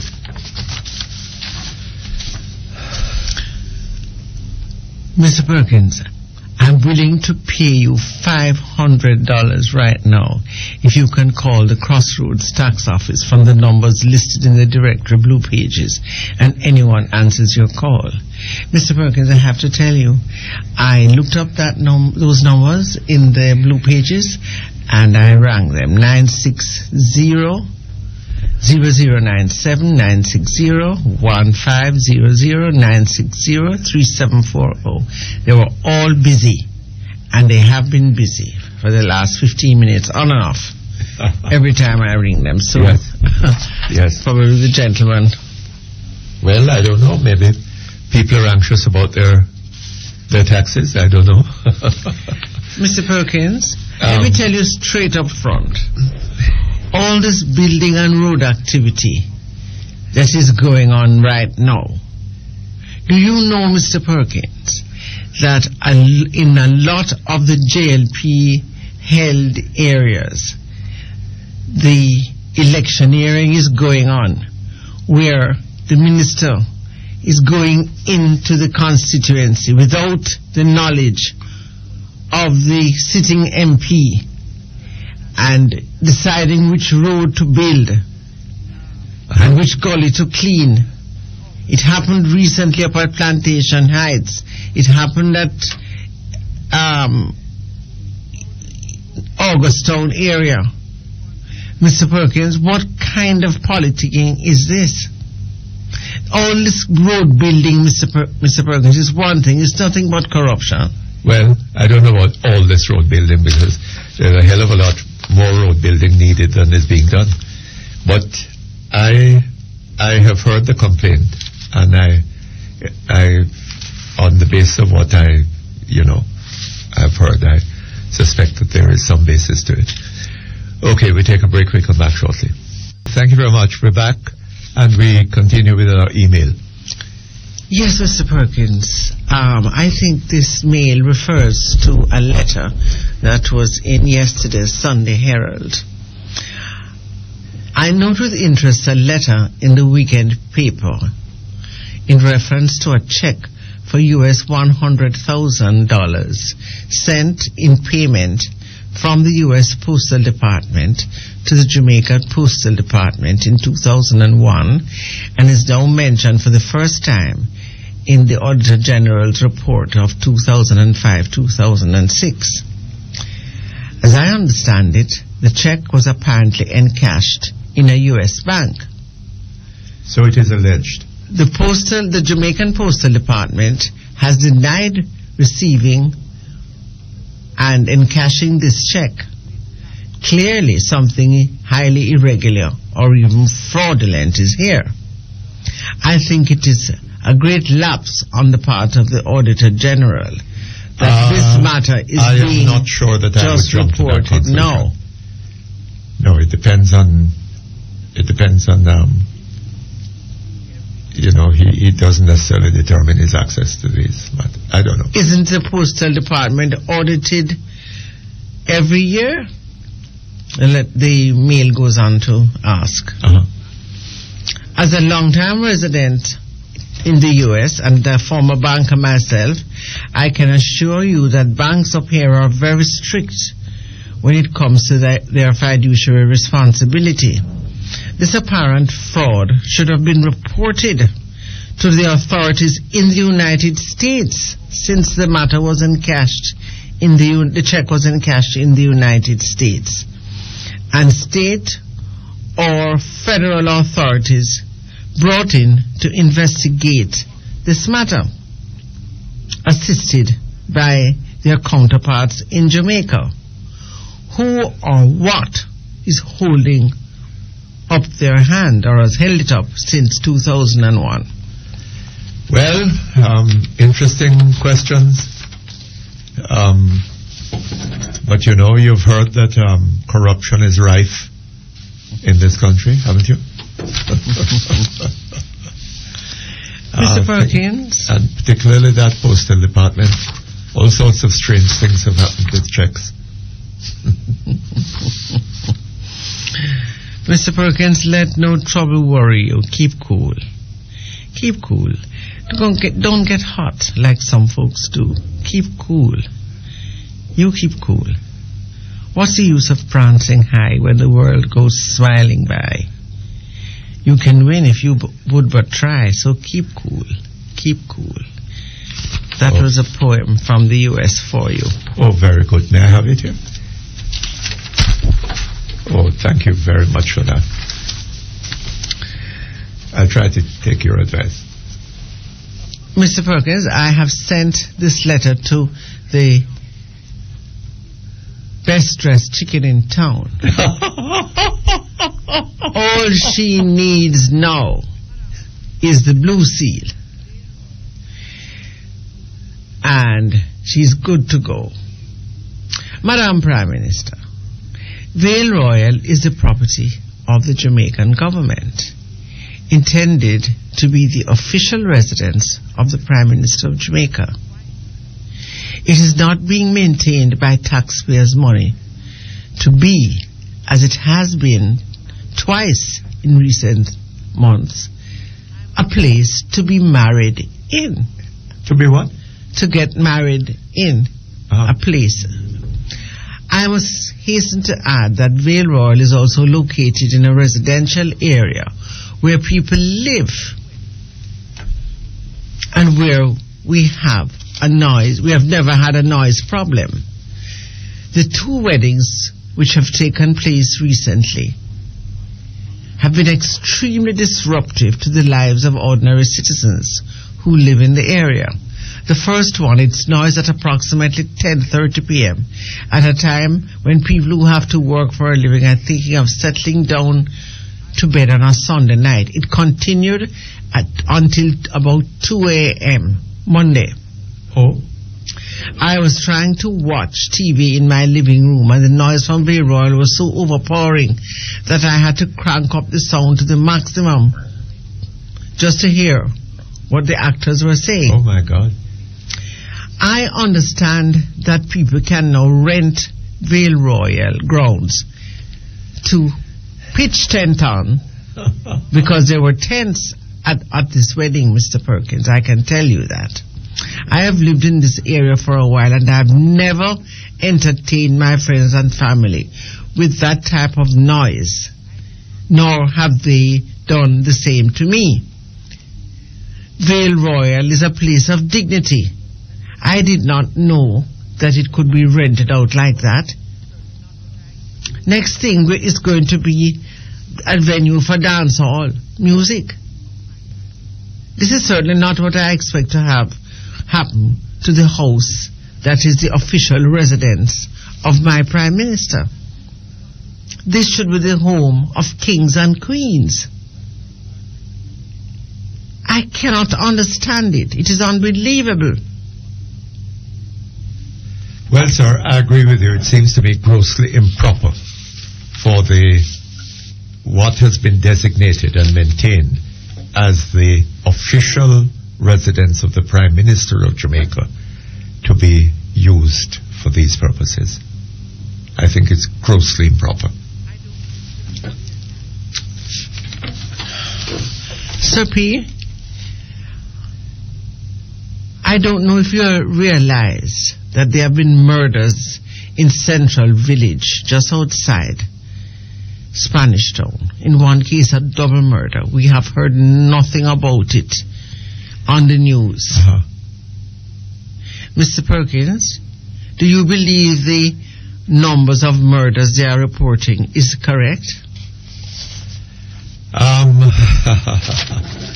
don't jump to accept figures coming out of the official circles, you know. I tend to exercise a certain skepticism about them. And I think that in some cases, I mean, there are some figures in relation to which it is clearly justified, that skepticism. For example, when they're telling you that the unemployment rate is down to what? 8.5%. That would be funny if it weren't so cruel. Hello, Mr. Perkins.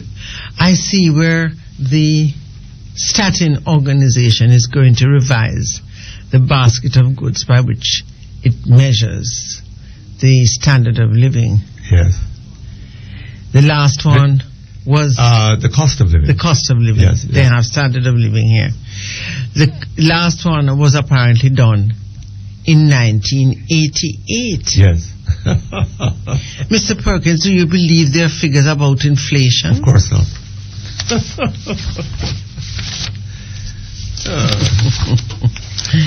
Mr. Perkins. Anybody who goes regularly to the supermarket will know that there is something a little strange about those figures.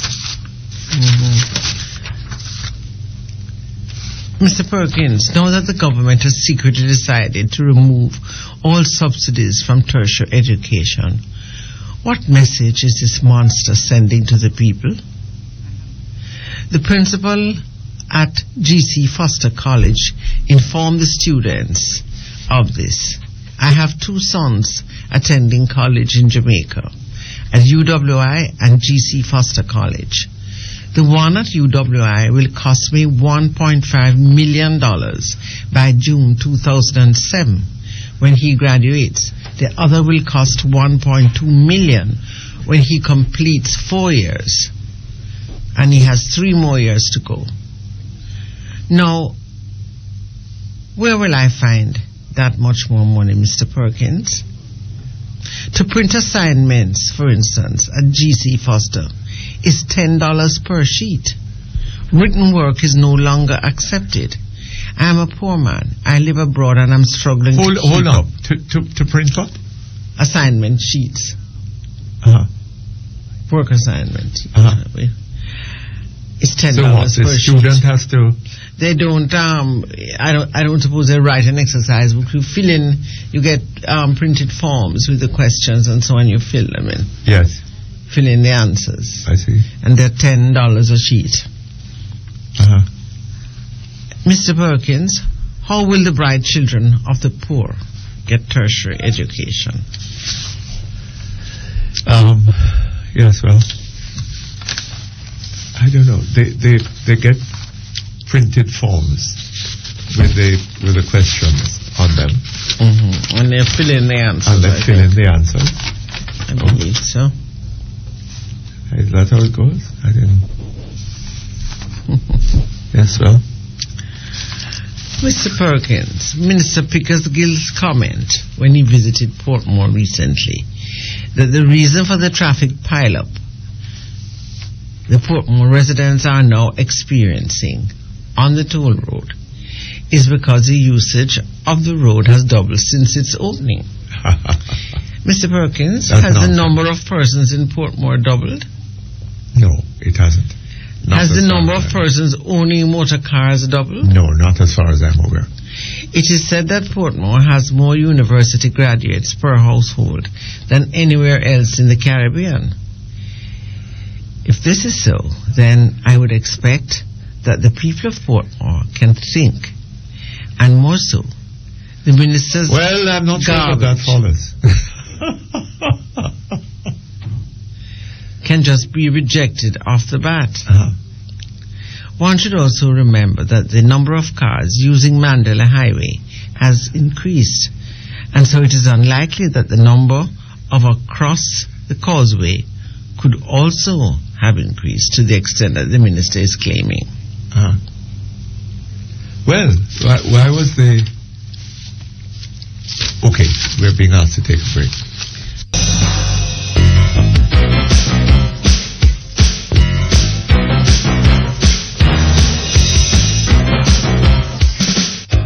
Okay, thank you very much. We're back online and back to the email. Mr. Perkins, I notice that you are being inundated with calls from the PNPYO who get extremely angry if you call them comrade. Why is that? I'm writing to you from abroad and I would like you to understand one thing. The PNPYO or any youth organization for that matter that is attached to most of the political parties, and in this I also add the JLP, is interested in one thing, and I speak like Minister Ennis from the belly of the whale. Belly of the? The whale, W-H-A-L-E. They are interested in one thing, in themselves. They all think that they are young geniuses. and in power and in the tribe. Well, there are three things, not one. I have not come to this conclusion easily, Mr. Perkins, because I was a former member of the PNPYO, certainly in the 60s and 70s. It is only when I had the opportunity to go abroad, I felt as if I had gone into the sunlight, and that politics was not the be-all and end-all of life. It is power, Mr. Perkins, and perks. Huh. They see themselves as inheritors.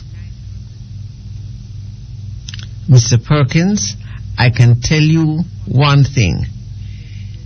90% of those who were trying to raise up the population against those who they claimed held the commanding heights of the economy in the 1970s are now the commanding heights themselves. You check it. The next time one of them calls you and pretends that he's just an honest entrepreneur who is not ashamed to be using the money of half-starving pensioners on some scheme that is bound to fail, which he knows will fail, and which the people who are putting the money in his hands know will fail. Ask him this. If the NHT did not divert from its core objective, that of providing housing solutions to its contributors, wouldn't it have been better able to do what it was set out to do? Instead of one, building a naked statue for $4 million. Two, constructing and maintaining for the lifetime a park whose real costs have been hidden. Building a very expensive new car park costing over $150 million in New Kingston. And when you drive in it, two cars can't turn while driving in opposite directions with ease. The KCC car park in New Kingston. I've never been in it, but it's there. And it cost what? $150 million. This is true. I saw it. This was in the papers, yes. But he says that when you're driving in it, two cars can't turn while driving in opposite directions with ease. Number 4, giving $5 billion to education while people are still living in squatter communities without any sanitary conveniences whatsoever all over the island. 5, helping to finance inner city housing to give to non-contributors when the government of Jamaica should have sought funding outside of the NHT funds. Now the NHT is reporting a deficit. We will soon hear the same thing with NIS money.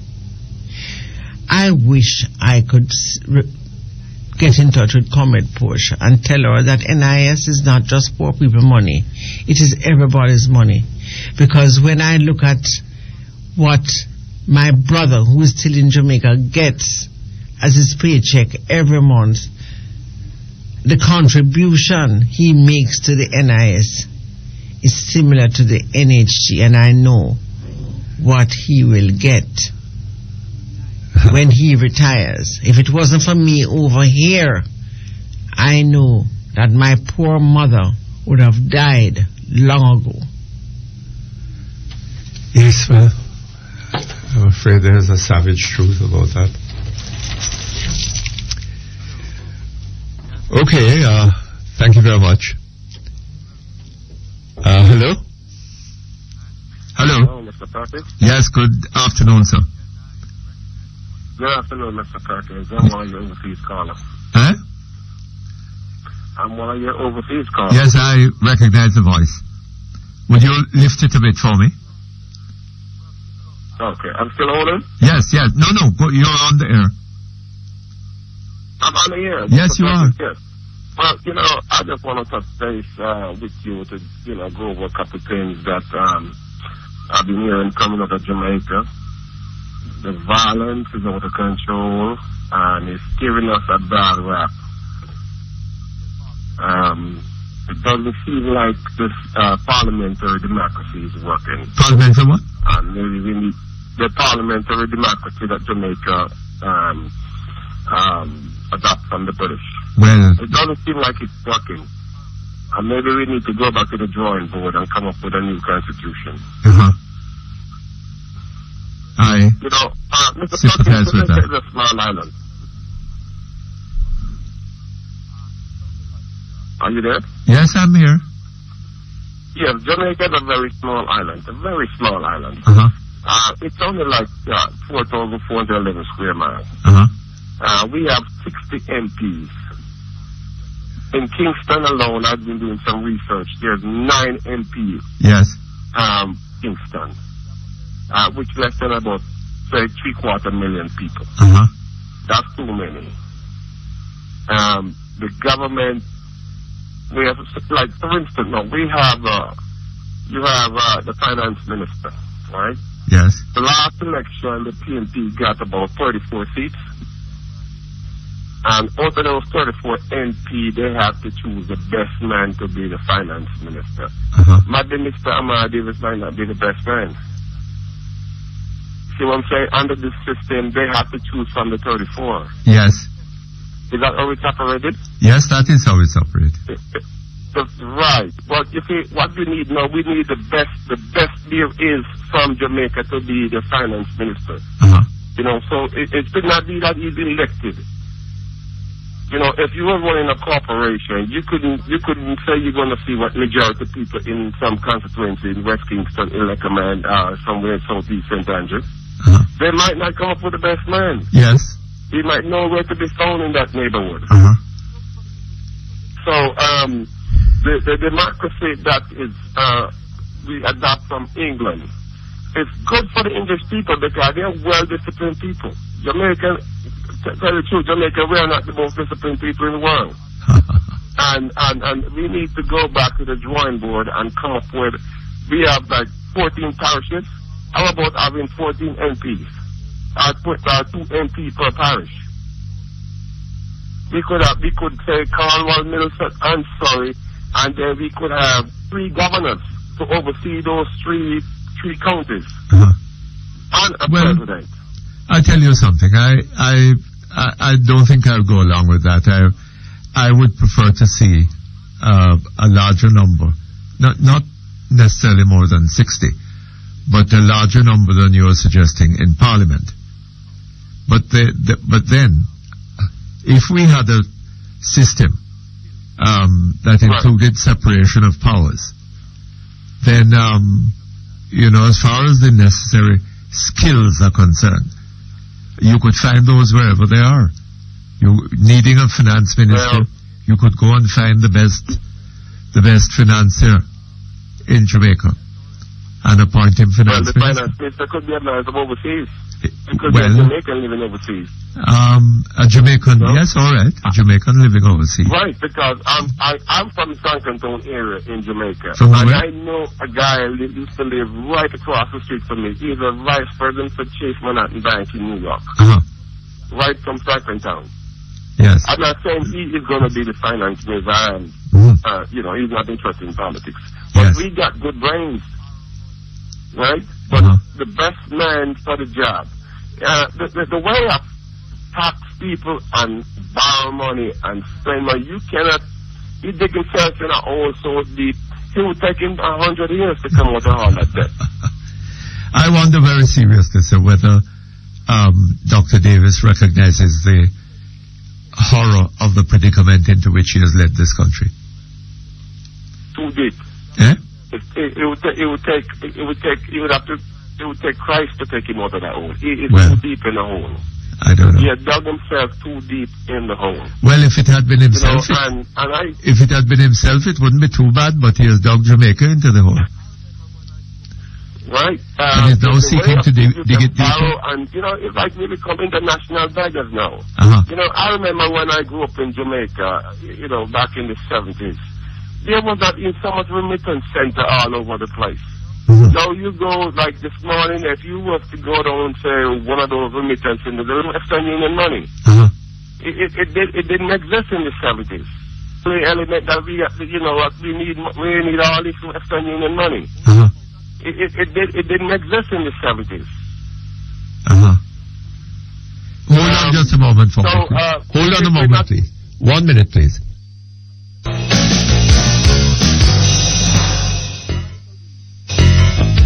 Okay, thank you very much. Back online. Yes, sir. Well, what I believe that with even the garrison politics, with Kingston had 2 MPs, just 2 MPs to run the entire Kingston, we have less garrison. So when we break it up, all these group here, Trenchtown man can't go to, Tivoli man, and you get Denham Town man can't go to Tivoli, and you have Rima and Jonestown man, and all these it's just because of the politics. Always broken up in all these little constituencies. Well, I wouldn't argue. The country any good. I wouldn't argue that it's the number of MPs that is causing that, sir. No. Right. So what do you think about the garrison?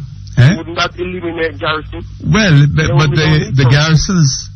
the garrisons arise from the nature of the politics, right? Right. And the politics we're practicing, we are not the most disciplined people. I understand it is said that when they were taking slaves over from Africa, the slaves that wound up in Jamaica were destined to go to Annapolis, Maryland. But they were so rowdy that they had to drop them off at the first sight of land. So I am not sure that may have happened in 1 or 2 cases, but I don't know that was the rule. Well, we came from Ghana, and I know a lot of Africans in Ghana. As a matter of fact, I'm traveling to Ghana to visit the homeland in Africa coming June.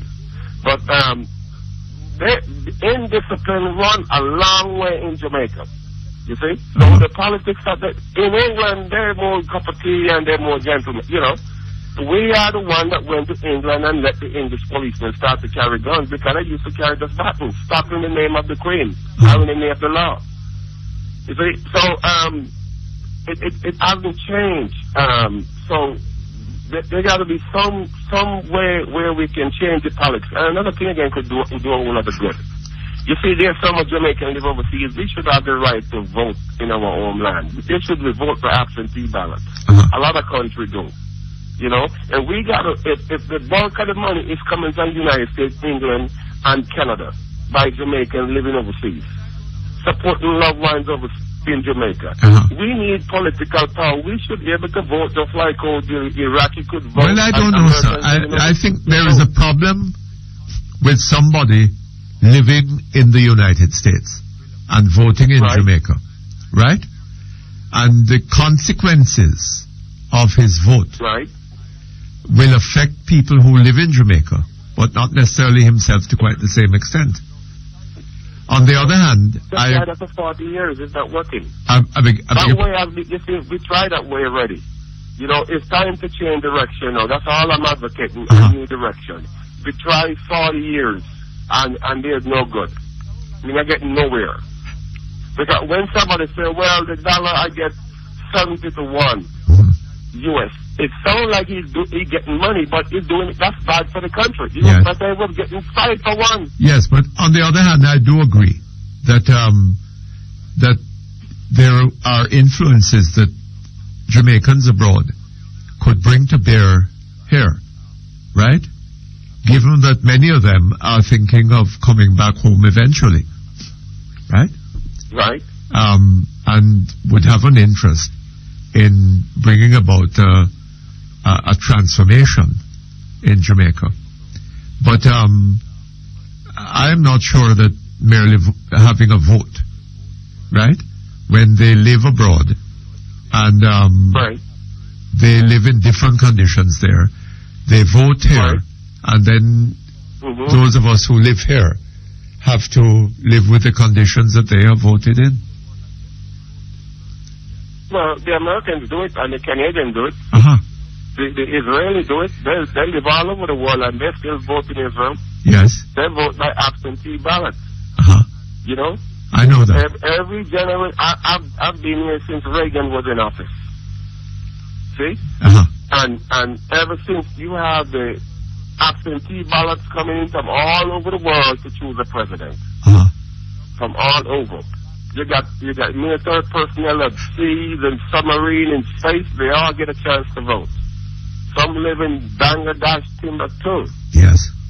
Right? Of course, there are influences that Jamaicans abroad could bring to bear. Right. Here. You know, they... Well, it's only to be good for now with money. Eh?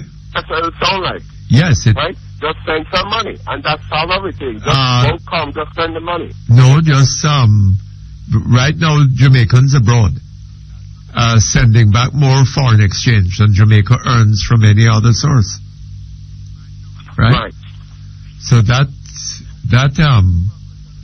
must mean that you people would have some influence here. Now, what is the purpose of the Governor General that we have in Jamaica? I mean, the Governor General is supposed to represent the Queen, a nice man, Jenny, entourage to go around and police us. Can the country really afford a man like that? I don't. We really afford it? I mean, we could afford him 15, 20 years ago, 30 years ago. At what point to say, well, you know what, enough is enough? Yes. Can we really afford him? I don't think that we should afford it. They put a spin on everything. I know they go and meet school children and he say, oh, they're doing good in school and everything. But is this man really in his right mind? Which man? Then he go to all those districts and the motorbike is vibrating and he go in all those potholes and everything. How does he feel? Well, I don't know, sir, but it doesn't seem to me that it is. I would step down. You know? I don't think it's a particularly valuable office. We need some fundamental constitutional changes here. It's not right.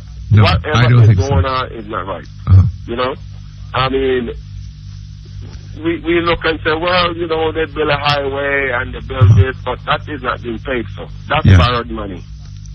When they finish paying for that highway, that time the highway is so in disarray that they couldn't even start to repair it. Why did some research in that company that built a highway in 2000? And every country that go and build a highway is 20 years to pay back. Yes. And Jamaica is 30 years. 35. They build highways in England and all over Europe. You see? But it's always 20 years. Jamaica has 30 years. Yeah. All right, sir. Thank you very much. All the best to you. Okay. Good. Okay, hello? Hello? Hello? Yes, I'm not hearing you very well, though. Hello? Speak up for me. Good afternoon. Good afternoon to you. I have a problem here, Mr. Perkins. What? I have a problem with my brother-in-law. Yes. My father used to stay at his house. Last week, Saturday, I went to look for my father and we have a little heated argument, and I leave. I didn't see my father, so I went back there last week, Monday, to see him. By parking to the car, that's down Denham-town, down by the new apartment there. But I could have come out of the car, Mr. Perkins. I was attacked by my brother-in-law, just in the parking lot. I didn't go up to the house. Hello? Yes. He rushed me with a kitchen knife, Mr. Perkins. He cut at me 2 times. One catch me on my belly, but it marked the shirt. And leave a line on my belly, but it never really cut. I get away and I drive down to the Denham-town police station. Make a report and they said they didn't have any vehicle to go and arrest him. I see him following. They didn't have a vehicle? Yes, sir. Okay, when I went back to Mr. Perkins, I went to pick up my father because I decided to take him away from there. I saw a swelling on my father, left jaw. The gentleman used a kitchen knife, a big kitchen knife, to slap my father on his jaw. Which it swell and it black and blue. I take him back down to the station and them arrest him. Them charge him, Mr. Perkins. This morning when I went to court. Whom did you take down to the station, sir? My father. Uh-huh. Because he stayed with my brother. I see, but they arrested your brother-in-law.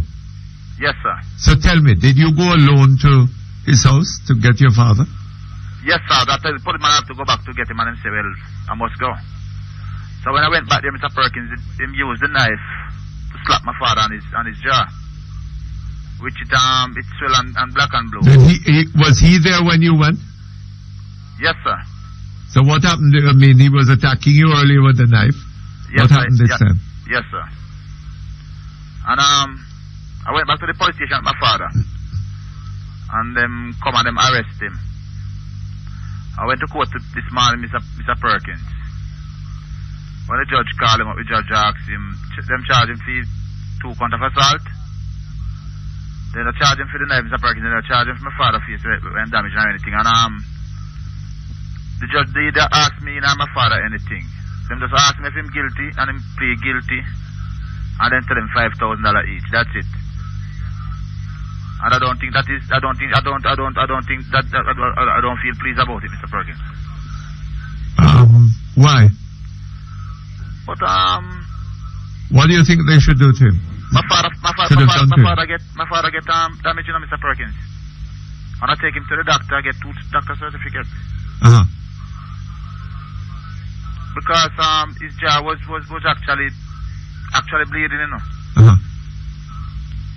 And they didn't say anything about that. The judge just asked me if him guilty for the 2 assault charge and that's it, $10,000. Uh-huh.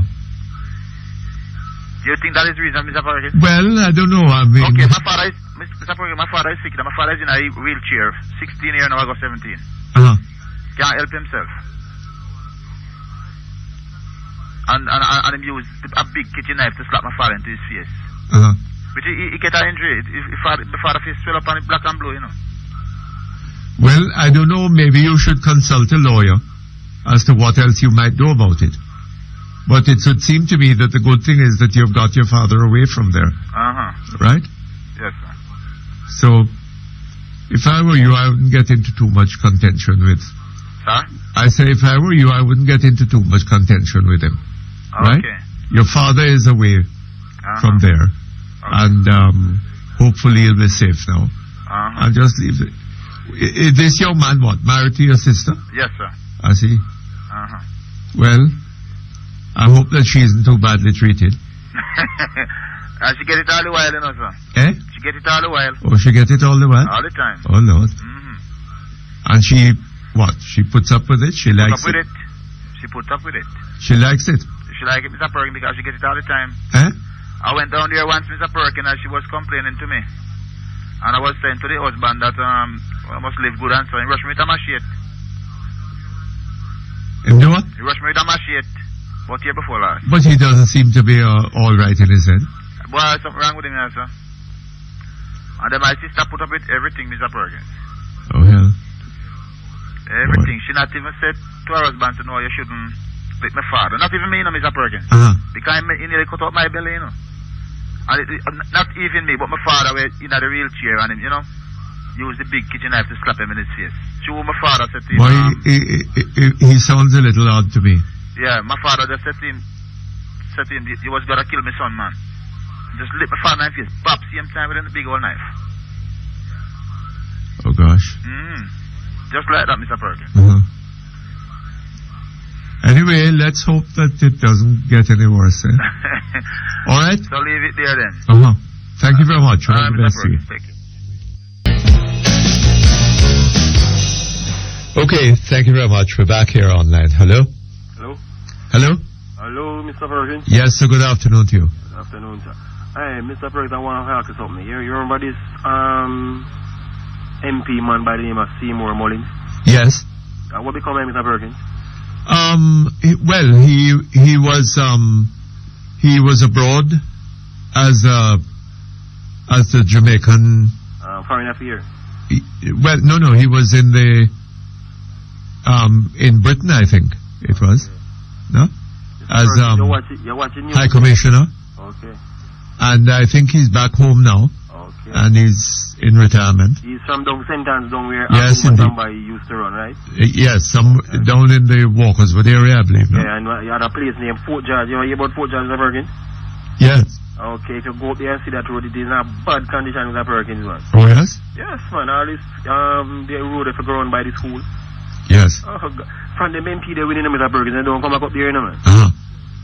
Mr. Perkins up there stay bad, man. All street light, about half mile, you have to go for back up on the next street light from the next one. Let me tell you something, sir. That story that you're telling, you see, is told by people all over this country. True that, Mr. Perkins. Right? And it is a measure of what it is that is happening in Jamaica. Right? Yeah.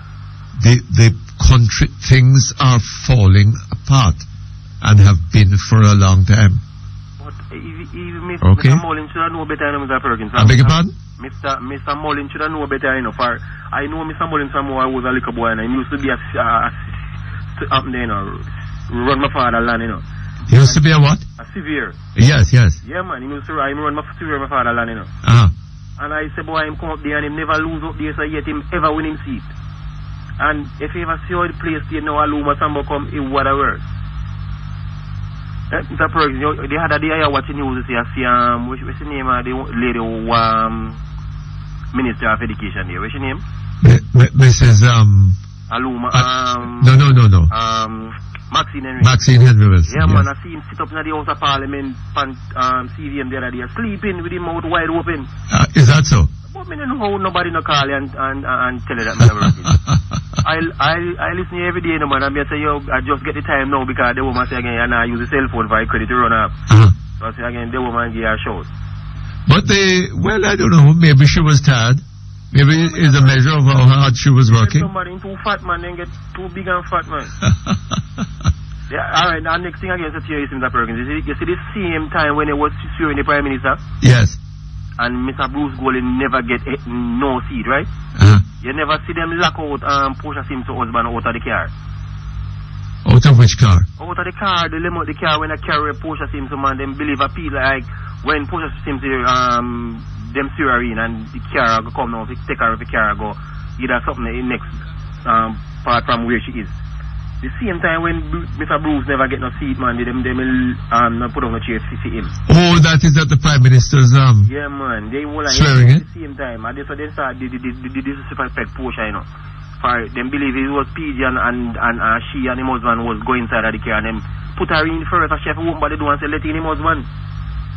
And people don't realize and really look on them something and see, you know, so them are cheat or bad from first.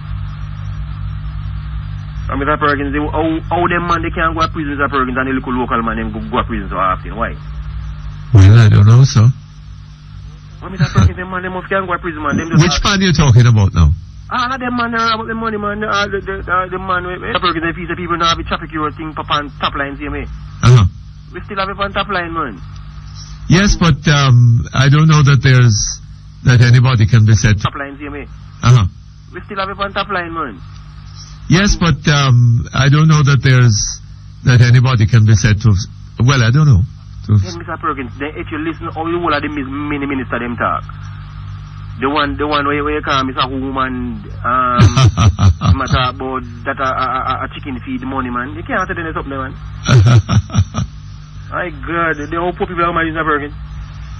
Well, I don't know. Poor people are going to have to get up and, decide how much more they're prepared to take. It's terrible, man, Mr. Perkins. Well, as long as you're prepared to suck it up, sir. That's true, Mr. Perkins. Okay. Well, all right. You've gone from bad to worse, man. Yes, indeed. Mr. Perkins is the policeman who shot his son, shoot him on the down in a thing there. Where they find him with an illegal gun. Yes, well, those are the allegations, sir. But remember, like anybody else, he's innocent until proven guilty. Okay? All right, Mr. Perkins. Thanks, sir. Okay, hello? Hello? Hello? Yes? Mr. Perkins? Yes, sir, good afternoon to you. Good afternoon to you, sir. This one overseas caller again. Hello? Yes? Yeah, this one overseas caller. Can we speak on any subject? Yeah, special subject we can speak on. I don't know. I mean, I don't know what subject you have in mind. Okay, I got my subject is a long subject. My concern is about, do you remember some time ago, they have this contractor that built some houses and cost overrun, and it was a group of them, they're indicted. What happened to that case? I don't know which case is that, sir. There was a government activist. A government activist? Yeah, they say he was like a don or whatever, but they gave him some contract and he built some houses. And he claimed he built houses, but they were he collected money in the houses built. Oh, that was the accusation there. And find out that Mr. Shaw, Mr. Taylor did some research and find out that there's a rip-off there. Well, so it was alleged, yes. Yeah, it was alleged. And he was arrested and charged. He was the same activist who was a prosecutor witness against Adams, and he didn't show up. That person. Yes. Well, as far as I know, so that matter is still supposed to be in the courts. I don't know why it can't come to trial. So why can it be tried yet? What's going on? I don't know, sir. I don't know. Who's supposed to make sure that case tried? Is the opposition, Mr. Siaga? No, it's not opposition. No, the opposition has nothing to do with it. Nor presumably does the government. It's now in the hands of the courts and the Director of Public Prosecutions. So what happened? Nobody know? Well, I don't know. You mean, how long has this been going on? That been a long. Mr. Siaga did some research and find out that this project went on where the guy paid for mall and stand and they won house built. I think it should be more than 5 years. What's going on with that case? I don't know, sir. I mean, no, Mr. Samoda didn't do any violation of nothing. Now they bring up his case by the parliament just like that. And they have important matters to take care of, and they bugging Mr. Samoda. So, I mean, what's going on? Well, important matter where supposed to bring him on to book, find out why he did it. Yes, but something, you have him hanging around. Mr. Samuda's matter is not in the courts, you know. I know, but I mean, they said he lied to government people. He didn't rob the government. He didn't rob the money or anything from nobody. He make a statement. He didn't affect nobody. Right? He was trying to get into the root of something, which investigated that was going on in a building. So what's the big deal about that? And you have important matters that the government should try to push to get clear up, and they sit on it. What's going on? I don't know. But I'll see what we can find out. Can you find it and broadcast? Let us hear how far the case reach. All right. Okay. All right, thank you. Thank you very much. Okay, hello? Hello? Hello, Mateo. Not too bad, how are you? Not too well, I would say not too worse. Yes. Anyhow, what a tragic thing happened to those people in South St. Andrew. Yes, son. South St. Andrew? Yeah, man, not down over there, here. Oh, yes. Oh, yes. I wonder if those were the ones that didn't say irredeemable. I saw one young man on television. Yes, I saw him talking over about the weekend. That, you know.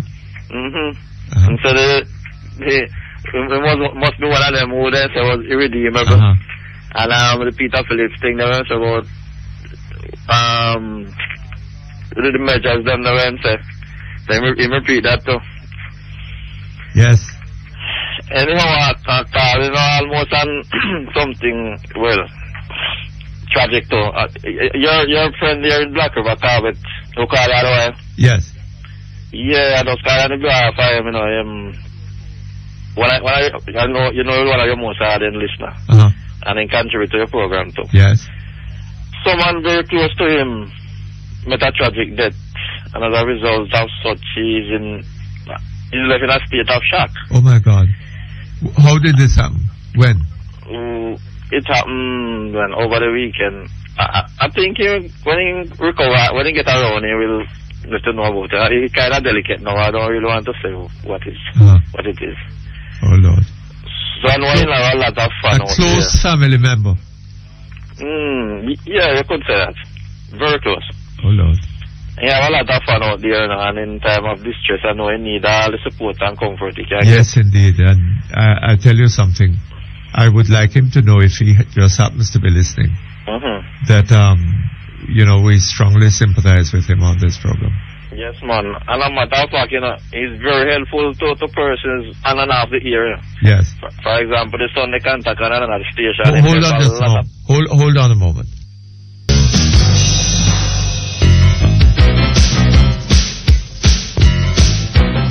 Okay, thank you very much. We're back online. Hello?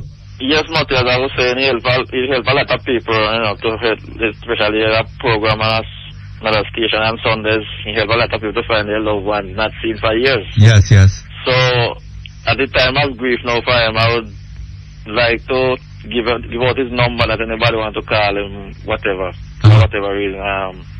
His number is 582 2280. 2280. That's 582-2280. Yeah, man, anybody want to call him for a comfort or whatever, they could give him a call, because he's down at this moment. Alright, Mutty, okay, that's good. about it. Okay. Hello? Hello? Yes, Mr. Perkins. Yes, I'm calling about the situation in Stony Hill, Port Antonio. Yes? We don't have any water in the area. There is a parish council system which is very inadequate. When there is no rain, we have no water. Yes. And the time is dry now, and we have no water there. We try to talk to the people at the parish council, especially the councillor of the area, Mr. Roland, and also talk to Water Commission, and nobody is looking at us in terms of water. There used to be some pipes, stand pipes in the Bonebrook area, where we normally go down and get some water. And they bung up all of those NWC pipes. And this is Portland, one of the wettest parishes in the island. Possibly the wettest parish in the island. Yes. And we are just about 1.5 miles, 2 miles out of the town of Port Antonio, on a little hill. And the road is very, very terrible. Even the MP we talk to, and we don't get any good response with the road nor the water situation. And there is no... Well, I tell you something, it probably is not a matter of the MP's fault, in the sense that Dr. Davis is probably going to tell him that him do have the money, right? Yes, but they must can do something to chuck some water in the area, because children have to go to school.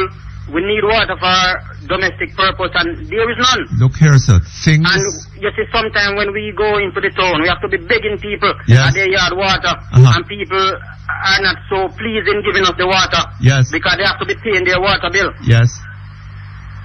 So the situation is very terrible. Why? The road and the water.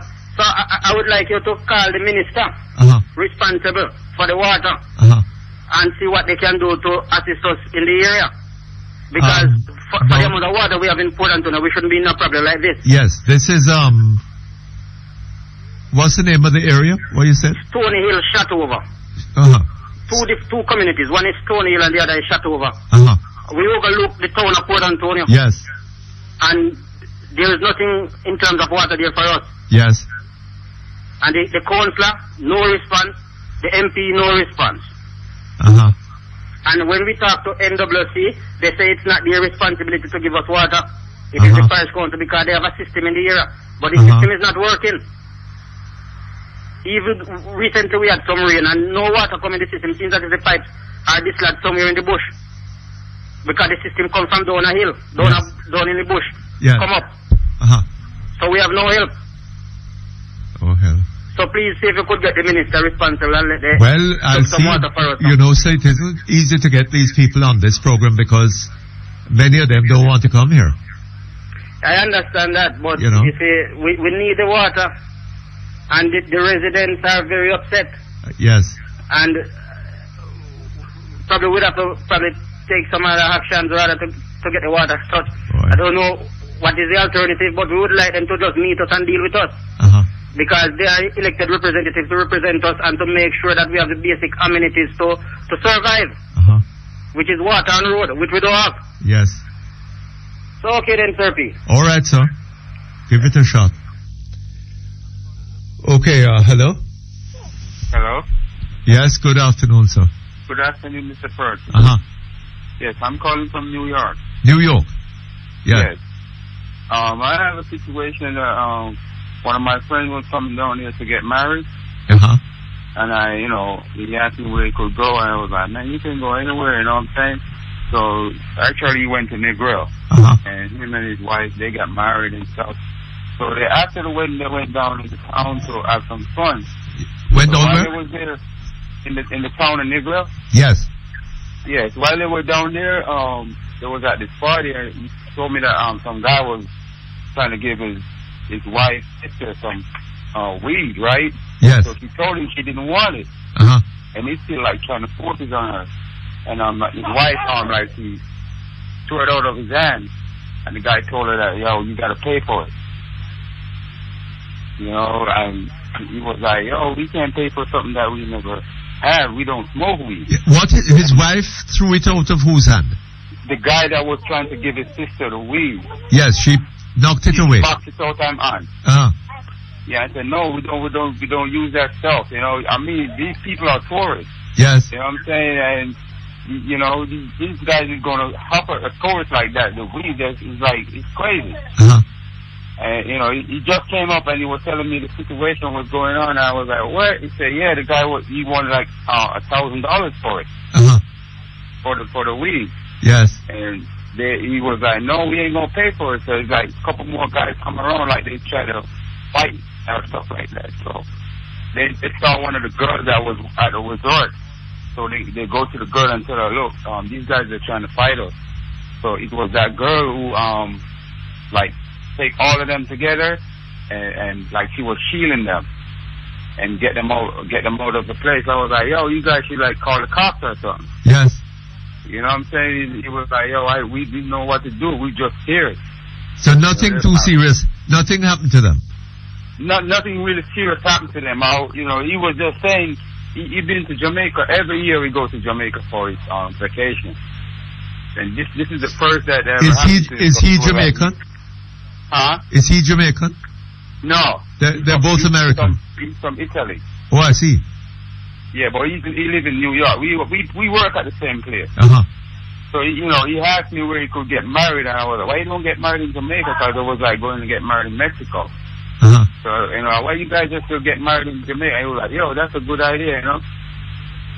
And that's what happened. I was like, yo, this is crazy, you know? Yes. If some people are tourists, man, you're making it bad for the country. You did a good promotional job for Jamaica, and they let you down. You know, that's why I say I feel so bad, because I was like, yo, you know, I told this guy where to go, and then they come back and tell me what happened. Yes. You know, I was like, man, I feel so bad. Well, it's a good thing. It's a good thing that it didn't go beyond. Yeah. You know. And I give praises to that girl that, you know, the girl that shielded them. Yes. From the resort. You know, I give praises to her, because they told me that if it wasn't for her, they don't know what would have happened. Yes. These guys, they're trying to get the money from them. They're trying to, you know, tell them that they got to pay for the weed. And, you know, this is crazy. You know, it's a nice country, man. You know, people like these, they're just mashing up Jamaica like yes, that. Well, I tell you something, sir. It's very, very serious what is happening here. It is serious. You know? It is. And very unpleasant. You know, this is serious. Because he came back to work and, you know, I was like, well, how was it? You know, his face wasn't that clean. So I was like, what happened? So he started telling me what happened. I was like, man, I should be there, you know, because the reason why I couldn't go because I just got a job. Yes. I told him, yo, I can't come with you because I just got the job. You know, and then he was like, man, we just go to have a good time. It wasn't far from the resort, though. They said where they went to the party wasn't far from the resort. It's like a street dance. Yes. So they just go down there just to have fun. And this guy approached her, his sister-in-law, and tried to give her the weed, and she told her, no, we don't do that. His sister-in-law? Huh? His sister-in-law, you mean his... Yeah, they're trying to give his sister-in-law the weed. That's his wife's sister. Oh, his wife's sister. Yeah, they're trying to give her the weed. Oh, I see what you mean, yes. But his wife, she threw it out of his hand. Yes, like, yes, yo, yes. you can't do that, because she was just like 18 years old. Yes. And said, we don't smoke weed. And then the guy was like, yo, you got to pay for it. So you destroyed my weed, so you got to pay for it. So he told him, no, we're not going to pay for it because we don't even smoke weed. So, he got a couple more of his friends and trying to come over, they're trying to fight. To bully them into paying for it. Huh? To bully them into paying for it. Who got what? I say he was trying to bully them. Yeah, he was trying to bully them. Then he's trying to scare them with a couple more of his friends. So, he saw the girl at the resort, so he went over to her and told her what happened. So she grabbed them, and kind of shield them out. And they was like, God they didn't we need our money. And the girl was like, you ain't getting nothing. I give praises to that girl. Yes. I don't know what would happen, And then Howard looked small, they would come back with all eyes bloody and all of that. I'll be like, oh my God, I can't believe this. Well, sir, it could have been worse, couldn't it? Yes, that's what I said. I was like, oh, it could have been worse. But then we don't know. My wife, we have no means of knowing when it will be worse.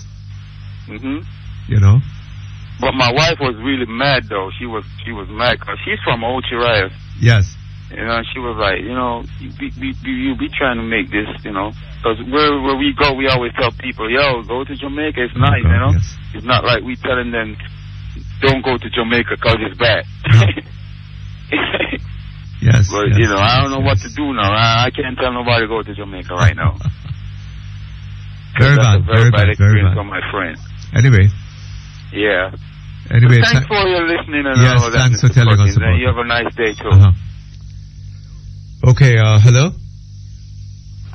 Hello? Hello? What's happening? Hello? Hello, yes? Hi, Mr. Perkins. Hi, how are you? I'm fine. You're fine?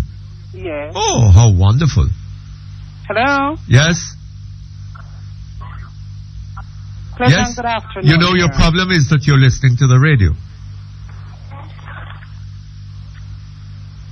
Hello? Hello? Look here, Mom. You turn off the radio and listen to on the phone. Okay, Mr. Perkins. Good afternoon. Good afternoon to you.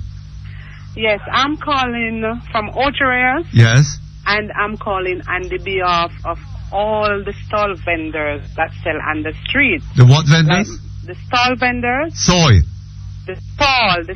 Stall vendors, yes. Yes, that sell on the street. Yes. Well, Mr. Perkins, when these policemen run us off the street, what they expect us to do? I don't know, Mom. Because the government is not finding nowhere to put us. We cannot rob, we cannot thief, we have a child to go to school, and every day they are just telling us to come off and they are not preparing. Well, they must have instructions about this. I don't think you can blame the police. Every day is like police are run with down. We are fair run. We are fair take up with things. We get fed up now, and no bigger heads not coming to say, well, they are going to prepare somewhere for us. So what they expect us to do? And this is in Ochirais, and it's not only in Ochirais alone. It's everywhere. Some people are there for 14 years. Some people selling there. That some people sell somewhere where there is just what they live off. We cannot work for big money because they can't pay us, and the big men are fighting us themselves. So next thing when we take up the gun and we say we are going to thief and we are going to rob, them same one come after we. No, you're not going to do that, are you? Hold on just a moment for me. Thank you very much. We're back online. Hello? Hello, Mr. Perkins. Yes. Well, I don't know, Mum. I don't think the police are acting on their own. They're clearly getting instructions. And yes, Mr. Perkins, I agree, but what I'm saying, like, they are giving the police the instruction. What they should do, they should prepare somewhere for us to go. You understand? They can't just push we off and come knock down our shop like that. You understand? Because we can't go there and look at job because what they're going to pay us cannot work. You understand? And we have bills to pay, we have kids to go to school. What about those who have to pay 10,000 for rent, 15,000 for rent, 2,500? Are there jobs available though? Pardon me? Are there jobs available to you? And no jobs available neither. So if we help ourselves, it is a problem.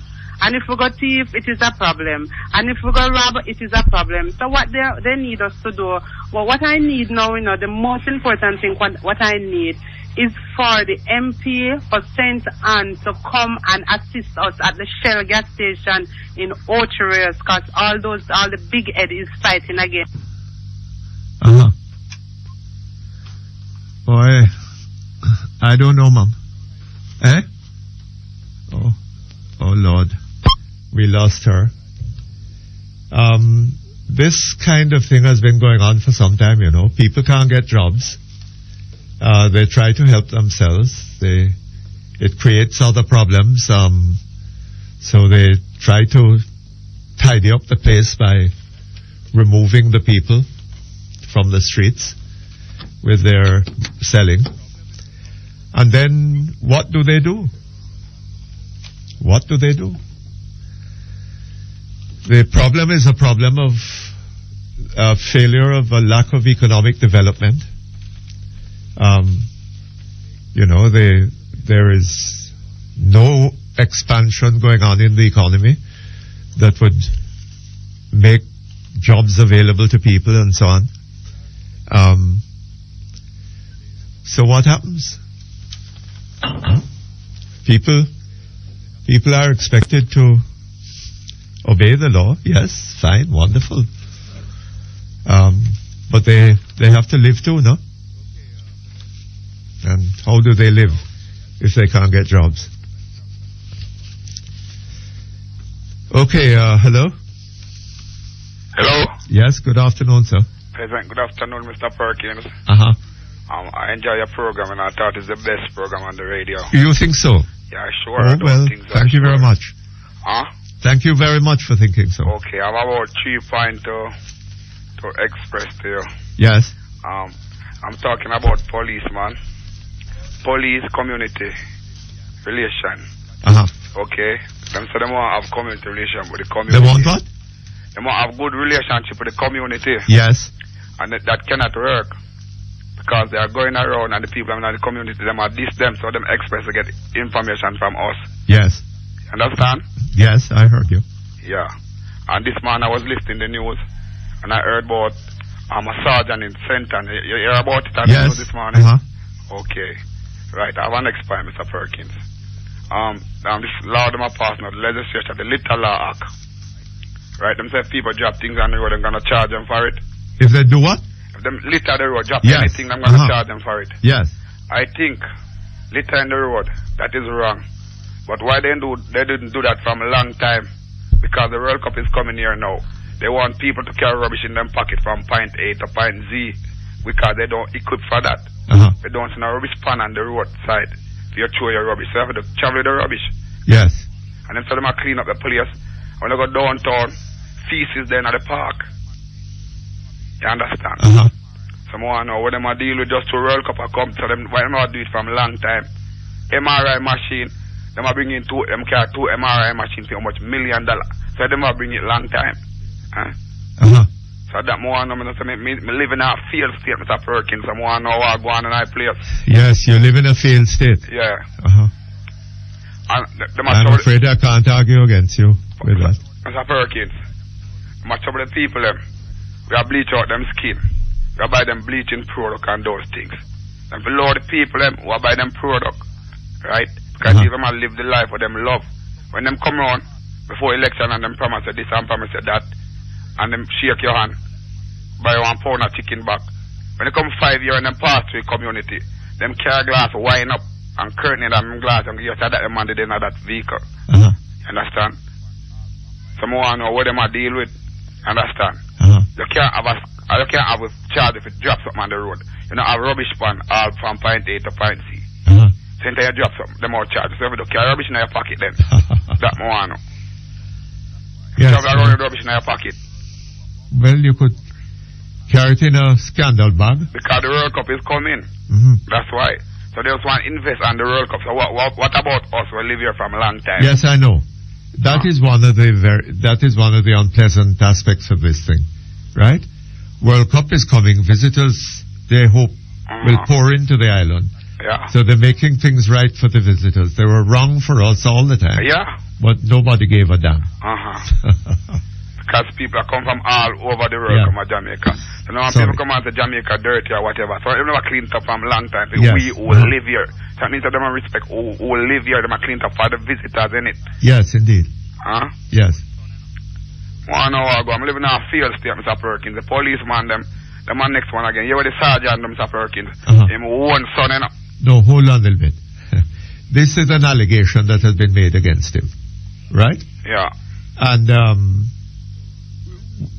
a man is innocent in law until proven guilty. Yeah. Right? Yeah. So let us be fair to that police sergeant. Okay, Mr. Perkins. Right? Yeah. Let us be fair to him. Yeah. As we would wish ourselves to be fairly treated. So all them want good community police relationship. All them need that and them want to deal with the citizen like that. Boy, big man a boy and Ray and this up people. So them expect me if you know something man come tell you. We are deal with me, so. Yes, well. Mr. Perkins, me in a community where no crime rate in the community, free community. And police still coming out the community. And I go on the most upon youth and nothing I repeat. No crime rate in the community, you know. All police supposed to do come in the community, shake you and talk with you and laugh and gone. Right? So if we know nothing, we go tell them now so that policeman is a nice policeman. So if we do, we go on this boy and this and that. At least them do, the people are clearing that. Mr. Perkins, people are clearing that still me a quarrel, enough people on the radio me a quarrel about the police them. Yes. Enough things that them can do still, Mr. Perkins. And proving. But me try to wonder if them not remember all them things, but we don't want to talk on the road because I want to do a song off for them and I know say them do a song that I go sell. You understand? But the police them do. People can do things. Never tune for the name camera up on phone, Mr. Perkins. Your name camera up on phone. The police can't this in our zone. And I want time when police will come beat up Barry and take a zone at one. Me catch him on spot. Because authority gonna know about that. You understand? Bust up all unnecessary shot. So now what people them have a camera them on them phone. Make police do them so, Catch him on them phone and show it, man, I come talk. Why have a camera on your phone for? Yes, well, you know. But you mustn't talk about the song. Pardon, Mr. Perkins. Don't talk about the song too much before you do it because somebody might. My copyright, I carried Mr. Perkins. Oh, you copyright already? Good. Copyright, I carried it. Yeah. All right. Yeah. Well, one looks forward to hearing it. Yes, Mr. Perkins. All right. We love the program and I do a good job. Can express the point. Oh, thank you. A man like you, we don't know people on the earth will go on. Now, look at something, sir. Last thing, Mr. Perkins. We live in Jamaica where we have a lot of wasteland, right? And corn, you have to take corn from foreign, right? And feeding our rails. So we don't have no corn to get corn from overseas. Yes. And I'm talking about ethanol, gas thing. And we can't plant all the corn, Mr. Perkins. Yes. So what I'm doing, we can't plant. The question is, can we grow the corn efficiently? Right? It's one thing to have the land, but it's another thing to have the means of growing it efficiently. Yeah, we're sure we can grow it efficiently. You think so? Yeah, we're sure. In that event, because you have people who study agriculture and them thing there. An extension officer who could come at your farm and show you what to do to get the corn efficiently. It's not quite as simple as that, sir. Right? Yes, Mr. Perkins. In America, where they have millions of acres of flat land. Yeah, yeah. Right? And the people have equipment and heavy equipment. Yeah, Mama, say all of that. And one farmer, one man on a tractor can do one hell of a lot of work. I mean, hundreds of acres. He can plow and plant and fertilize and whatever in one, right? It's difficult to do that in Jamaica. Alright, but yeah, that's what I'm on our kind of land. I hear your point. I hear what I'm saying now. Right. Anyway. You have a lot of empty idle land at Jamaica. Yes, I know. You have a lot of idle hands too. Yes. So, if man even put in manpower and a man plant some and a man plant some, we can get 100 acres. I hear that. Okay, I have to leave you. We have to take a long break. All right? All the best to you. Okay, thank you very much. We're back here. Hello? Hello? Hello? Yes, good afternoon. Good afternoon, Mr. Perkins. Yeah, I'm calling about a call this morning what a lady make calling about her son is not gunman down at Jonestown there what the police them kill. It's 3 weeks ago that same guy kill a boy up by Benford Road. Oh, yes? Yes, 3 weeks ago. The police them do a right job, a good job. Get out one of the gunmen them from Jonestown there. Yes, didn't you say you killed the man? Drive-by shooting. I beg your pardon? Drive-by shooting. A drive-by shooting? Yes, sir. Who that? Didn't you say you killed the man? Drive-by shooting. I beg your pardon? Drive-by shooting. A drive-by shooting? Yes, sir. What, he was in the car? Yes, sir. He was the shooter. Yes. He was the shooter. He and how many others? The driver. He was in the back seat. I witnessed it. You witnessed it? Yes, sir. He was in the back seat? Yes, he was the shooter. And so the police did a good, proper job. Hold on now. He let down the windows? Yes, sir. And he hung out his gun. And shoot the man, kill him. Only the gun he hung out? He hung out his head too. His head? Yes, in a station wagon car. I see him. So when she called him this man and tell about her son, he wasn't a gunman. Hold on a bit now. So he was anxious for you to see his face? Exactly. He wasn't masked up or anything. He wanted everybody. He wanted everybody to see that he was committing a murder. Exactly. I see. I wonder why. Yeah? I wonder why. But I don't know, I don't know what happened to them down there. Yeah? But when she called and tell me about her son is not hold on. Did you tell the police what you had seen? Exactly. I tell the police everything. I'm not hiding. I'm not hiding, no. Because I am a businessman in the community and I see them kill a businessman, a fellow businessman. Yeah? So what else must I hold back? They kill a fellow businessman down there, you know. And I'm a businessman in the area. And you saw, tell me something. If you were going to do a drive-by shooting, would you hang out your head for everybody to see that it was? Well, these gunmen nowadays, they don't fear anything. No. Perkins. I'm nothing asking at all. Would they you don't hang out you want to see them or you don't want to see them. I am asking you, sir. Would you do it that way? Well, I'm not a gunman, you know, sir. So. But would you do it that way? If I am a gunman? If you were going to commit a crime, would you expose yourself so that everybody would be able to see you committing it? To commit this crime, no. To be a witness against you? No. The penalties for murder are quite severe, are they? Yeah. But it's for these gunmen nowadays, still, Mr. Perkins. They don't mind if we want to see them, you know. Then how do they escape conviction? Pardon me? If they do it that way, how do they escape conviction? They can't escape it. They can't escape it? Because the police know, everybody know. So they're not going to escape it. So what? He's looking for somewhere to live. He don't really care, you know. They don't really care nowadays. So I just call him to tell you to contradict, because she said nothing like that, and I personally see it.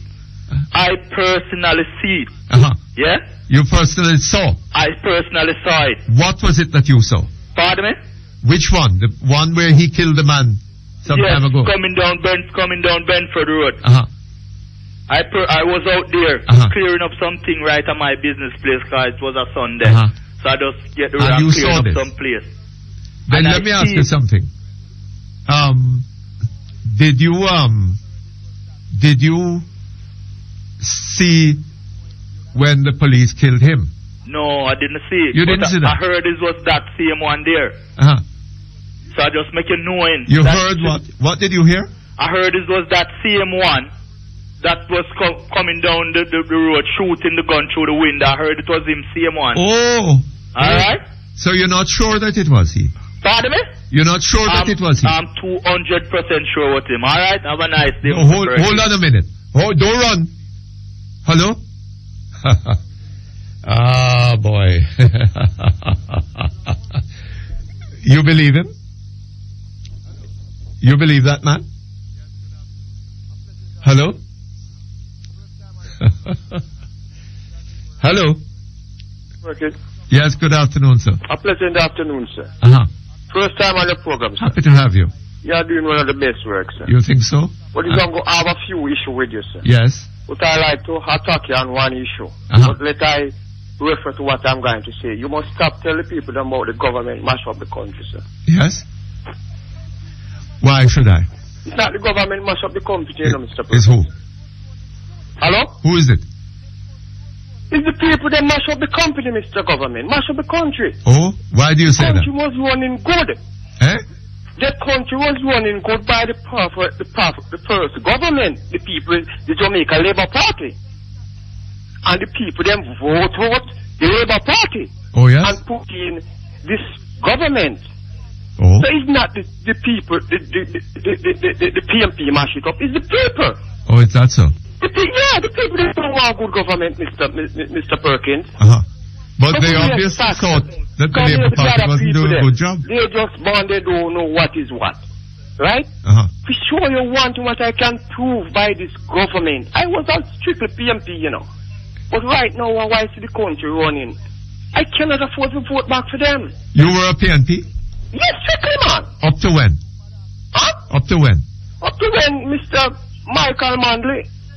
But not Mr. PJ Patterson, because the country was running so bad after shift. Right? Because we deal with issue. So hold on a little bit now. When they voted out the Labour Party government, you were with them, you agreed? Yes, I was with them. Not when they voted out the Labour Party, you know, because I see things change. Oh, but because when they was suffering. When they voted out the Labour Party, yeah, I was up the idea was to put back Mr. Manley there. No, not Mr. Manley I'm speaking, man. Mr. PJ Patterson, man. No. Manley came back in 89. Yeah. It was Manley. No, what I'm saying, right? When they vote out the People's National Party, right? And put in the Jamaica Labour Party, I don't have no objection against that.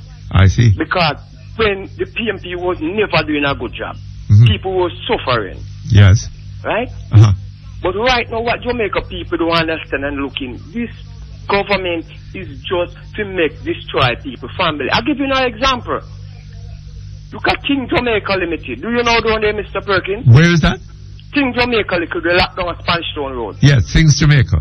Yes. Jamaican. To show you what this government dealing with them people suffer. They don't build our next factory, you know. You see what them build up? A prison. What they build up, sir? A prison. A prison. To show you well, then I want to go thief.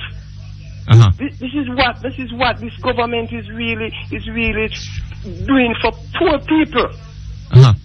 And when you take it out, this Sister P now, when they're coming in and say about Sister P come, Mr. Perkins, but I tell you know these young people them, they don't know in the 80s what this Jamaica Labour Party was doing, you know. They was doing a good job.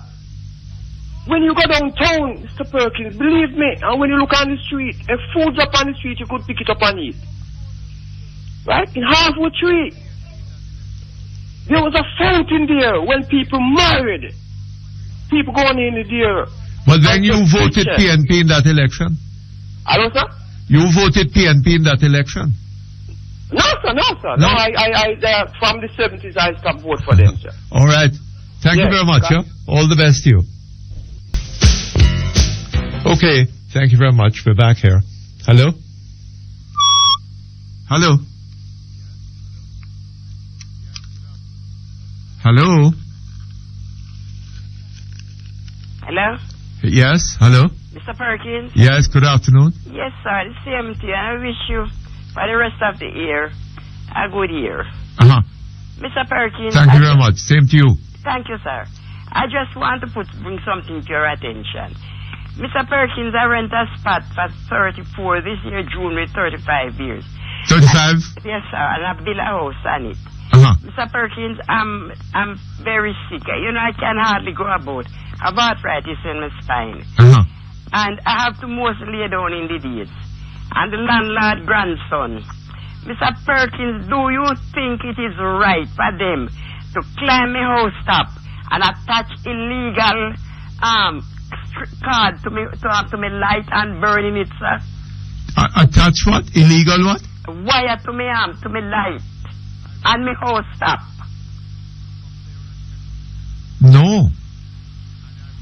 If I were you, I would get an electrician to come there and check on it, right? And I would talk to well, I don't know, I would... No, Mr. Perkins, I have to do something. Yes. I'm just waiting until Wednesday. Mr. Perkins, I have to do something about it. Mr. Perkins... I wonder if this is not a matter for the police? Yes, Mr. Perkins. Mr. Perkins, sometime when I get the light bill, believe me, I cannot work, Mr. Perkins. And the little savings, apart from what my daughters and my grandchildren send come give me. Yes. Mr. Perkins, it may have to be paying the light bill out. Mr. Perkins, when I go buy medicine, they say then give you what the name health card. Mr. Perkins, you cannot get one Panadol off the health card. And all my little savings, we have to be drawing it, Mr. Perkins. 7,500, 6,500. I mean, I have nothing hardly burning, Mr. Perkins. Yes. Well, I'll tell you something. If it is true that your landlord is stealing your electricity, In grandson, them, Mr. Perkins. well, I think that this would be a matter for the police, right? But you might want to get an electrician so that he can put the evidence together for you. Yes, because I don't know what happened, Mr. Perkins. Friday morning I was here and we see the light going dim. And afterward the light just go up back like, you know, bright. And we said to my granddaughter, what's wrong? Mr. Perkins, within a second, no plug in the house working. No plug in the house. And it's when the electrician come here. And a little boy come to me and say, Miss Brooks, what happened? I said, none. He said, you know, so them a thief your light. And Mr. Perkins, he looked to me like, through the house fence, the yard fence. It looked like he come backwards to go on the house top. And he hear me call another granddaughter me have up at UC and was talking to her, up at university, and was talking to her. And he called me, said, why you calling me for? You think me not see you on my house top, and him run. Now, Mr. Perkins. Who is that? The boy, Mr. Two of them. Him and him brother. Him and him So brother. what did the electrician say about it? Yes, him saying see where it attached. Right now, Mr. Perkins, piece of the card and the house top. Yes, well, I would talk to the police about it. Right? Okay, Mr. Perkins. All right, Mr. good. Perkins, I tell you, this thing run my pressure right up. Yes. Talk to the police about it and lock them up. Anyhow, Mr. Perkins, God be with you. Thank you very much, and with you too, Mom. Okay, hello?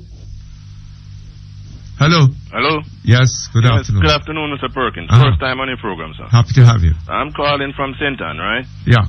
And I seen in the paper yesterday, right, where the finance minister, Mr. Omar Davis, is saying that Jamaica has no interest in debt forgiveness. Yes. Can you tell me what you mean by that, Mr. Perkins? Because, listen, if we borrow some money and our debt burden is over $650 billion now. I think it's more than that. Right? And they're saying they want to lift it to $700 It's over billion. 900. Right? You tell me now, Mr. Perkins, who on earth would owe money and wouldn't want to get a relief of that burden, not to want to pay back the money? Well, you know, sir, anybody borrowing money with that in mind, I think there's something basically wrong with that. I'm not saying that what he's saying, Mr. Perkins, is wrong, But I'm speaking as Jamaican. Yes. Right? And for Jamaica. Because if we notice, we have people in Hollywood, right? In America, that is vying for debt relief for Caribbean nations and African nations, right? Because you know that from time of slavery until now, we have this massive debt burden, right? From the time of slavery until now? From the time of our independence, right? No, that's not quite true. Well, no, man. Well, what I'm trying to say, right, I think that there is something what I'm wrong. What I'm trying to say, right, is that during the time that we were enslaved and our slave masters left our country, they basically leave our country with basically nothing, right? That is not true, sir. So what are you saying then, Mr. Perkins? What? What is your point on that? How you mean? They left you with a country, with a road system, and all kinds of other assets, right? Yes. With land cultivated in sugarcane. Yes. With lovely beaches that you could invite tourists down to come on, right? Yeah. What are you complaining about? No, I'm talking about... The thing to do is to get up and work. Yes, but what I'm complaining about is how these people, right? Because they have things like laundry allowance and entertainment allowance and all sort of allowance, and their pay don't have to touch, right? Now, they feel that whatever they do, right, for our country, for themselves, right, not for our country or for the people of this country, but for themselves, is okay with us. So we can feel whatever burden they want to put on us, they can throw it on us. Well, but you allow that to happen? Well, I don't, basically I don't, because if it was for me alone, they wouldn't have a chance to do this, I'm not speaking in that sense, because in a sense of political issue, but I'm speaking as a person who has been abroad and know what it is like, right, for changes, right, and if we sit down and don't accept change, because change is what causes us to have electricity. Yes. Change is what causes us to be able to fly in aeroplanes. Yeah. Change is what causes us to be able to use motorboats, right, and things like that. All these things come from changes, right? And if we sit down and we don't accept change and we don't intend to change, then we are going nowhere. Yes. Right? So what I'm saying but is also, sir, it's not change that brought about the aeroplane and the motor, just change, right? It is hard work by people. Yes, true. And what we must learn in this country is that progress is the outcome of hard work. Yes. Okay. Now, the part of the problem in Jamaica is that the people in Jamaica are being deprived of the opportunity. True. To work hard and creatively. Yes, and to Right? achieve. And to achieve. And to achieve. Yes. And that is partly the result of the corruption of our politics and government. Yeah, that is so true. Another issue, I don't want to really divert, but I know that other people want to make calls as well. So there's one little point I want to bring out to you. I was listening to the radio a few days ago, and I heard one senior citizen. He said he's 95, and he's not receiving any pension from the government, right? And he called Mr. Ronnie Tweets on his program, the program prior to yours, and he was telling him what happened. The response to Mr. Ronnie Tweet as a member of government or a part of the PNP, right? He's saying to him, if he had paid pension, right? If he had what? If he had paid pension, the man had said to him that he works with the Railway Corporation. He's obviously working with the Railway Corporation. He must have paid NIS and Housing Trust during those times, right? And also work with other companies, which apparently drew pension from NHT and NIS and stuff like that from him. Now, there's a lot of people who die who were not able to receive pension, right? Because they died before they reached pension age, but they were paying pension, right? And they are taking away the money that the pension people have to put into other rich people's pocket, while these poor people who had worked, right, all their life to contribute to Jamaica, to develop Jamaica, and they are suffering. Look, sir, we're going to have to discuss this another time. Okay. Because we're out of time, eh? Yeah, that's okay. And you have a good day and keep up the good work. Thank you very much. All the best to you. Okay, that brings us to the end of Perkins Online for today. We'll be back hopefully tomorrow. Usual time, usual place. And we look forward to your company. So long.